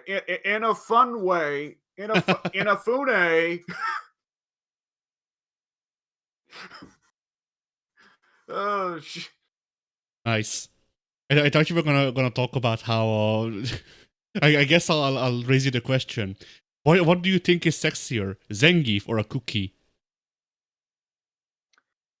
Oh no, right. Yes, I heard about this. I I mean, God bless Wooly. He doesn't interact with Fallout, so he doesn't know or understand. And Wooly's not going on to those sites, so he's not going to be seeing the numbers of it on there. But Wooly is the type. Wooly has said many times before he does not have a whole lot of free time, and I believe him because he's a guy that every time he talks, he's mentioning the name of a different friend, and he's not making them up as he goes. Because Pal will be like, "Oh yeah, that guy." And Willie's always talking about, so I was attending this event today. So I was attending this fighting game local the other day. So I was here at this thing the other day. I was meeting up with this guy the other day. So, and now he's a father as well. So he's not going to have a lot of free time. He's probably just going to invest it in the things that he gives a shit about. And frankly, I only really give a shit about watching Wooly talk about things that he's himself interested in. I was never the sort who wanted to watch the super best friends get pulled into things they don't care about. Yeah. So, that's fine by me. But yes, that was really that was one of those examples. People get really anal and defensive about Pat when Pat's called a crazy person. And they love to then try and turn it into saying that the other three were also crazy as Pat, if not crazier. and they latched on hard to moments like this. But this one was a really bad one for following Wooly's stereotypes of limited awareness, only pays attention to fighting games, has no understanding of the popularity of things that he is not himself a fan of. If there was a way that Wooly also could have looked like he was overly tunnel vision-y here and had a tendency to ignore anything that he was not personally focused on in that moment, if there was a way that Wooly could have in here somehow snuck in, but what does it do in Swordmaster? Then this would have been the maximum, like, what's the word? This would have been the maximum Wooly slanderer wet dream moment. Yeah. Sorry. There's not more porn of Zangief than there is of the entire franchise of Fallout. But no, that wasn't the thing, though. Those are what? two separate. I thought that was the idea. I thought it was... No, those were two separate questions. One of them was the entire series of Fallout against Gargura, I think. I saw the clip. No, that was Gargura, I think, a VTuber who doesn't exist anymore. She's been killed. But no, I've seen at least like a minute of the clip of Wooly and Reggie looking at Fallout and like, which has more porn, Zangief or Fallout? That's a separate one then, because the Zangief came up earlier and the winner stayed. Or whatever, the one that came up second, I think, actually stayed. But the first question was Zangief, or it was either a cookie, like genuinely a cookie, which I will have to explain probably, or a character from... okay, that's what that was that I saw people talking about. Yeah. Okay, I was like, what the fuck is this? Or it was a Genshin character. Explanation. Okay. Or it was a Genshin character, I forget. But it was either a cookie or... It was either a cookie anime waifu, or it was a Genshin anime waifu against Zangief. And Wooly said, well, obviously Zangief has more porn than this woman. Always bet on the anime girl. Any of those... When it's power... what's it? Power Scandal? Or whatever, the scandal for power scaling.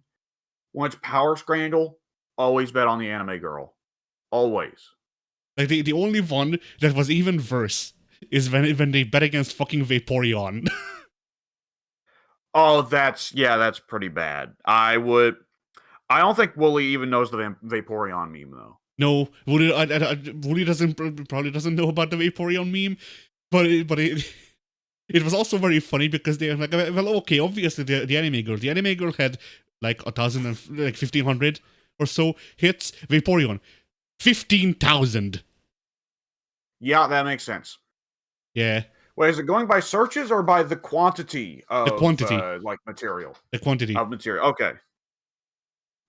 Okay, because searches will be a different thing. Yeah. Because there would be some characters I wouldn't say there'd be a lot of passionate artists looking to draw porn of them, but there'd be a lot of people curious about watching them get fucked, right? Yeah. Like, let's say Sonya from Mortal Kombat. I don't see that being the sort of character that draws the eyes of a lot of artists. She's not freaky enough. She's not unique enough. She's not characterful enough. But there's going to be a lot of people that played Sonya in Mortal Kombat and are like, oh, she's hot. And then they look up porn of her, right? Yeah. Okay. On the other hand, Rex. Not Rex. What the fuck was his name? Rex was the other one, his replacement in Mass Effect. Oh, Grunt? Yeah, no. Was Rex the OG one? Rex was the OG and he was replaced by Grunt, yes. Okay. Then yeah, Rex. Okay. I was very... I mean, I'm sure there is a lot of porn of Grunt out there.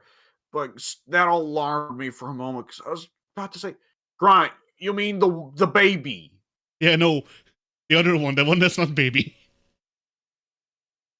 I mean, he's in an adult's body, so I'm sure people have done it. But the clear point of Mass Effect 2, the point of Grunt's character arc is, here is, for all intents and purposes, an infant controlling the body of one of God's perfect killing machines. Yeah. Nonetheless, yeah, Rex. Zangief versus Rex? No, just in general. Consider Rex. Okay, what about him? You said that there wouldn't be a lot of artists interested in drawing porn of Sonya. And I'm bringing up Rex as the opposite. Oh, there'd be. I would expect there'd be a lot of people who want to draw Rex. You pick out any of the freaky ass alien men from Mass Effect, Yeah. I guarantee it. I mean, the fucking Zaid is probably up there, and Garrus is definitely up there. So, Saeed? am I mixing him up? The guy who dies? Assassin dude? Yeah, you're mixing them up. Zaid was the fucking mercenary scumbag dude who's like a shitty person. You can choose to leave him to die in a fire. Okay, yeah, no, not that guy. The fucking green guy. Oh, Thane. Yes, Thane. Yeah, Tane. Thane and Garrus are both potential love interests. Rex isn't, because Rex has to get with the Krogan queen. For a moment, I thought you were saying Morden. And I was a little bit like, oh, well, he's kind of asexual. Then I had to remember, no, wait, there actually is a line at one point in one of the backstory bits that implies that Morden, back in his secret agent days, did had to sleep around as part of the job. Yeah.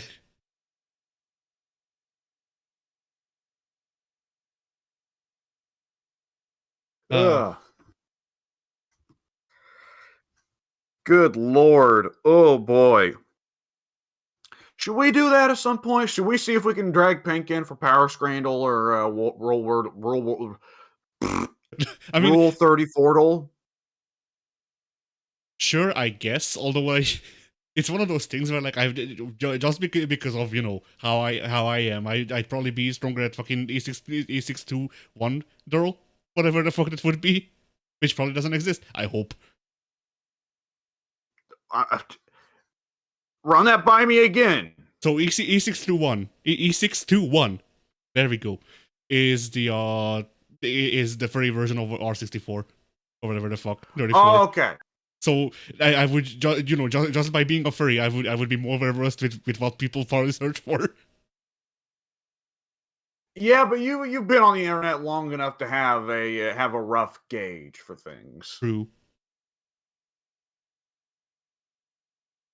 Oh man. The entire franchise Fallout. Yeah. That's just brutal. It's all porn of John Fallout. I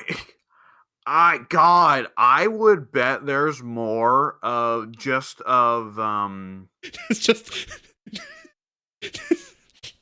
it's porn of a power armor with a dick hole. Anyway, yeah. That has to exist somewhere. Probably. Someone's drawn that. I bet you there is more out there of, what was her name? The newspaper girl from Fallout 4. I want to call her Piper, but I don't think that's correct. I think it was Piper. Okay. I would say there's more out there of Piper alone than there is Zangief.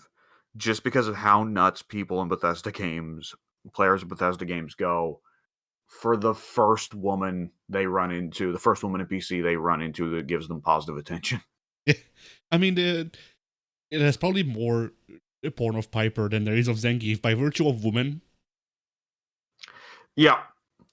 I don't know, Geef, people got a thing for seeing the muscle freak go to town on a woman. That is not something you would be aware of. Sure. But people really like to do that, and it's especially if they get really intense and jackhammery and sweaty, and it's really distressing. And it has been linked in the last decade or two, not only to the increase in porn viewing, but also to the increase, I would say, in men who do not know how to make their girlfriends happy. Yeah.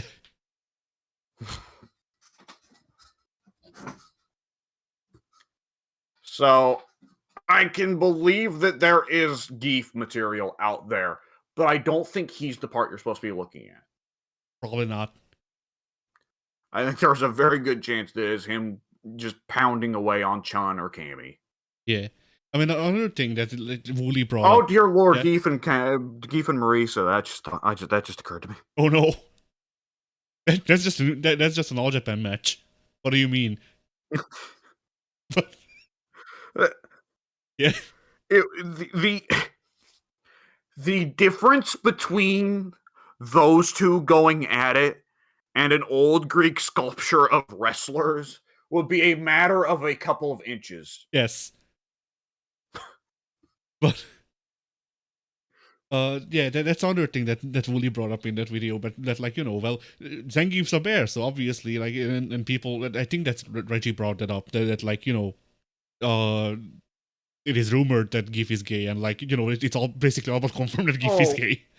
So obviously there needs to be some gay porn of him, and like R64 or whatever 34. I keep saying 64. But Nintendo, why? But why would you do this? No, but what's Sega up to? Yeah, they're maintaining E621. What do you mean? They are. Holy shit. But yeah, okay, I didn't listen to hear it far enough to hear that, but yes, that makes sense as another Wooly mistake of thinking that the artists care about canon. I mean, not only that, but also just like the thing of like, who does this website serve? Rule 34 is mostly a straight porn website, from what I understand. Yeah. So, like, even if there is a market for Zangief in the gay community, they're probably not going to R34 to find that. No. And like, I mean, he has to be at least tangentially aware of Overwatch porn, right? Because that was so famous for a while. Tracer, canonically, lesbian. Tracer, to my understanding, Wooly doesn't know that. I checked. Wooly doesn't know that because Wooly only knows like, he genuinely pointed out that he only knows Mercy through fucking source. What? No, he played Overwatch before that was going on. He knows who Mercy is. A later Overwatch character, I could believe that, but no, he was playing Overwatch when that shit came out. I remember him talking about maining Zangief. Zangief, yes. Kind of. God damn it. Zarya. There we go. Maining Zarya. Because, of course, Mike. God. Wooly is going to go for the chick with short hair that is also one of the hardest characters to play in the game. Because someone probably told Wooly she was the hardest to play in the game. So Wooly was like, oh, so she's styling. Yeah. So yeah, that. I don't know, fighting games. Yeah, there we go. Let's get this shit back on the rails. Yeah, if I fucking fuck fighting coming to City of the Wolves season 2. Ooh. They still haven't added Blue Mary yet, right? Yeah, no, they haven't. By the way, there's a season 2 character. Yeah.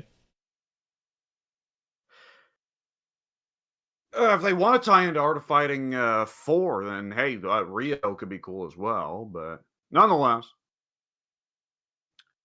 All right. With fighting games, was there any particular topic I did want to hit? I mean, it's just me, or does it seem like in the last couple months we've actually been seeing a good few video game names pass away? Yes, it does feel like that. Which, I mean, it had to happen eventually, right? Because video games are a younger medium than film. So for a good long while, there weren't really any major video game name deaths. Because, I mean, the video game devs and publishers and oftentimes voice actors were generally younger.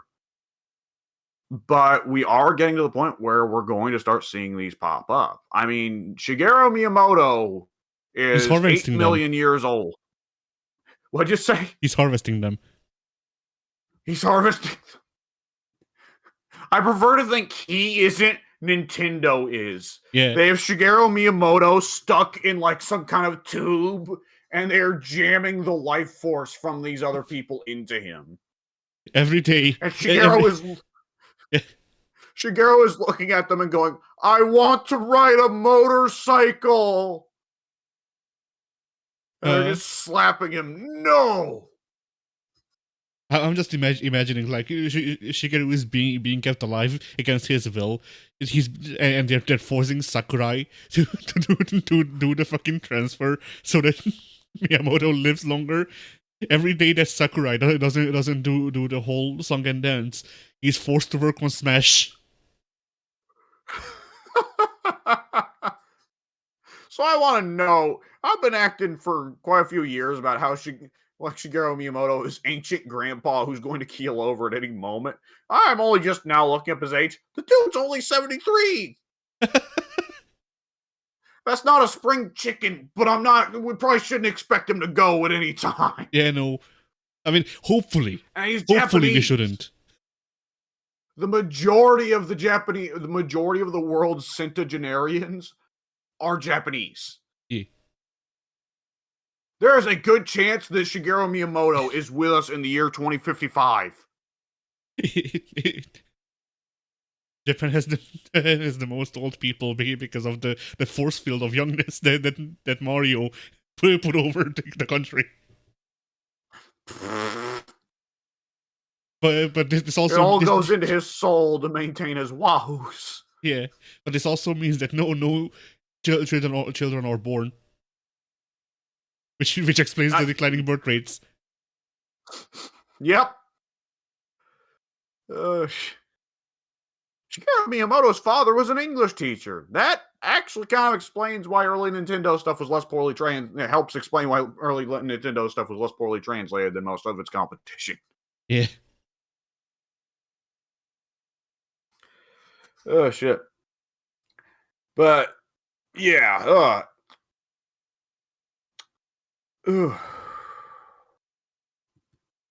right. I did want to note, I definitely before the next, there is a fighting game recording I want to do at some point in the next month, and I need to remind myself to prepare it over the next couple days. Matter of fact, let me go ahead and get a window running in the background that will remind me to do this whenever we're done recording. I want to bake Guilty Gear Strive into something else, and I want to turn it into something perverted and wrong. Do you have any particular things you are aware of that you would like to fuck that game up? No, but I can open up Game Banana and take a look. Okay, is Game Banana to go with the Strive and not Nexus? I've no clue. I just know that Game Banana is like the big alternative to Nexus. So okay, because I now that I'm looking at it, Strive only has 80 mods, and they're like all alternate costume mods. Now that I look at it, I gotta say these are a lot less horny than I was anticipating. I was expecting nude. Oh Dizzy, no! Not. Oh no! Well, it's just random, like fucking stuff like Giovanna being added to Bomb Rush Cyberpunk. But I think this is actually a mod for Strive, and it just says Dizzy bare feet. All right. I just saw for on the Nexus Lucy bare feet. So. All right. Where the fuck do I search for specific games? Oh, here we go. This is what I was looking for. The thoroughly baked versions of Guilty Gear Strive that I see people play online with sound effects.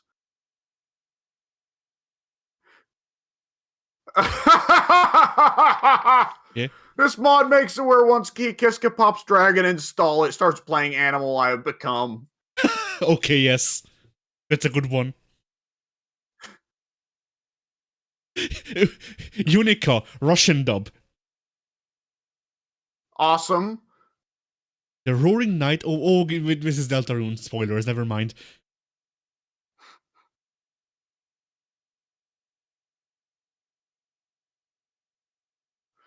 Oh man, Testament, this is where you get this. Testament alts without pantyhose.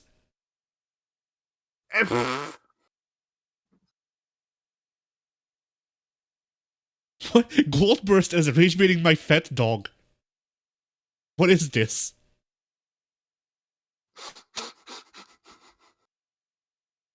Loud. It's a howl. Wolfburst becomes a howl. Would you like that? Terry Bogard voice for Soul Bad Guy. Yes. Jacko has All Might. Oh boy. I don't even like fucking macadamia, but this looks so funny.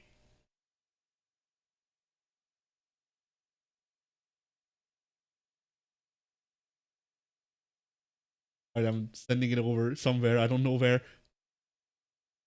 Team, I guess. Sure.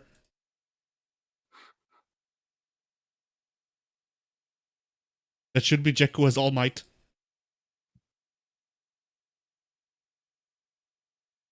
I see.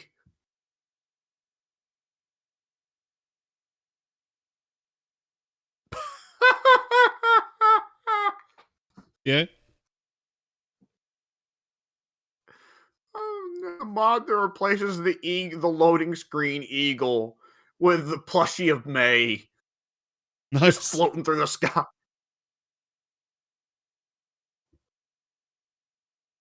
Yes! Oh, does this link not work?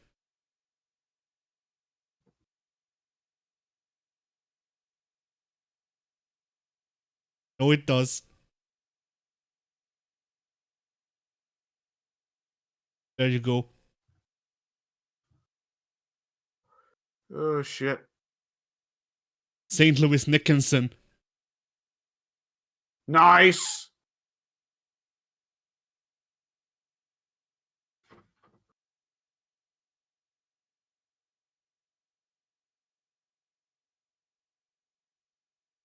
There's a bunch of sound mods. I mean, if you want to ruin the game, then maybe it sounds and shit. Here's Jack Black seeing the Nether whenever the wall breaks. Oof. Here's one for Lucy. I don't think we'll even have her, but still, whenever she wins it, there's a vine boom. Oh, I don't have that DLC.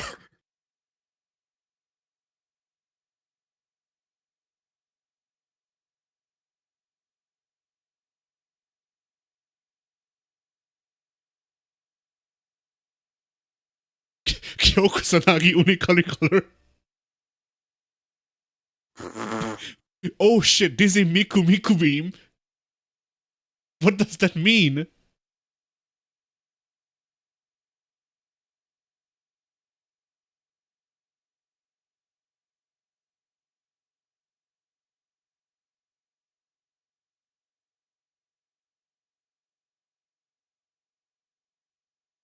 There's a video included, but I can't fucking hear shit.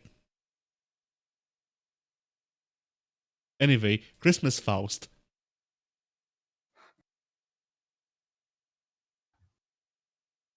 There you go.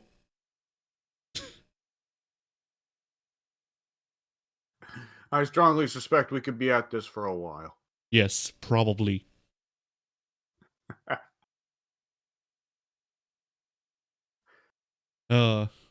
So yeah, Lightning McQueen colors for Soul Bad Guy. So yeah. Alright. Next time we play Stripe, Should we try and sneak in playing something, or should I just go ahead and switch to fucking up my copy of Guilty Gear Strive? We should probably switch over to playing something, but I need to take a couple of minutes break before then. Okay. Excuse me. So yeah, I guess fighting games were. That they were!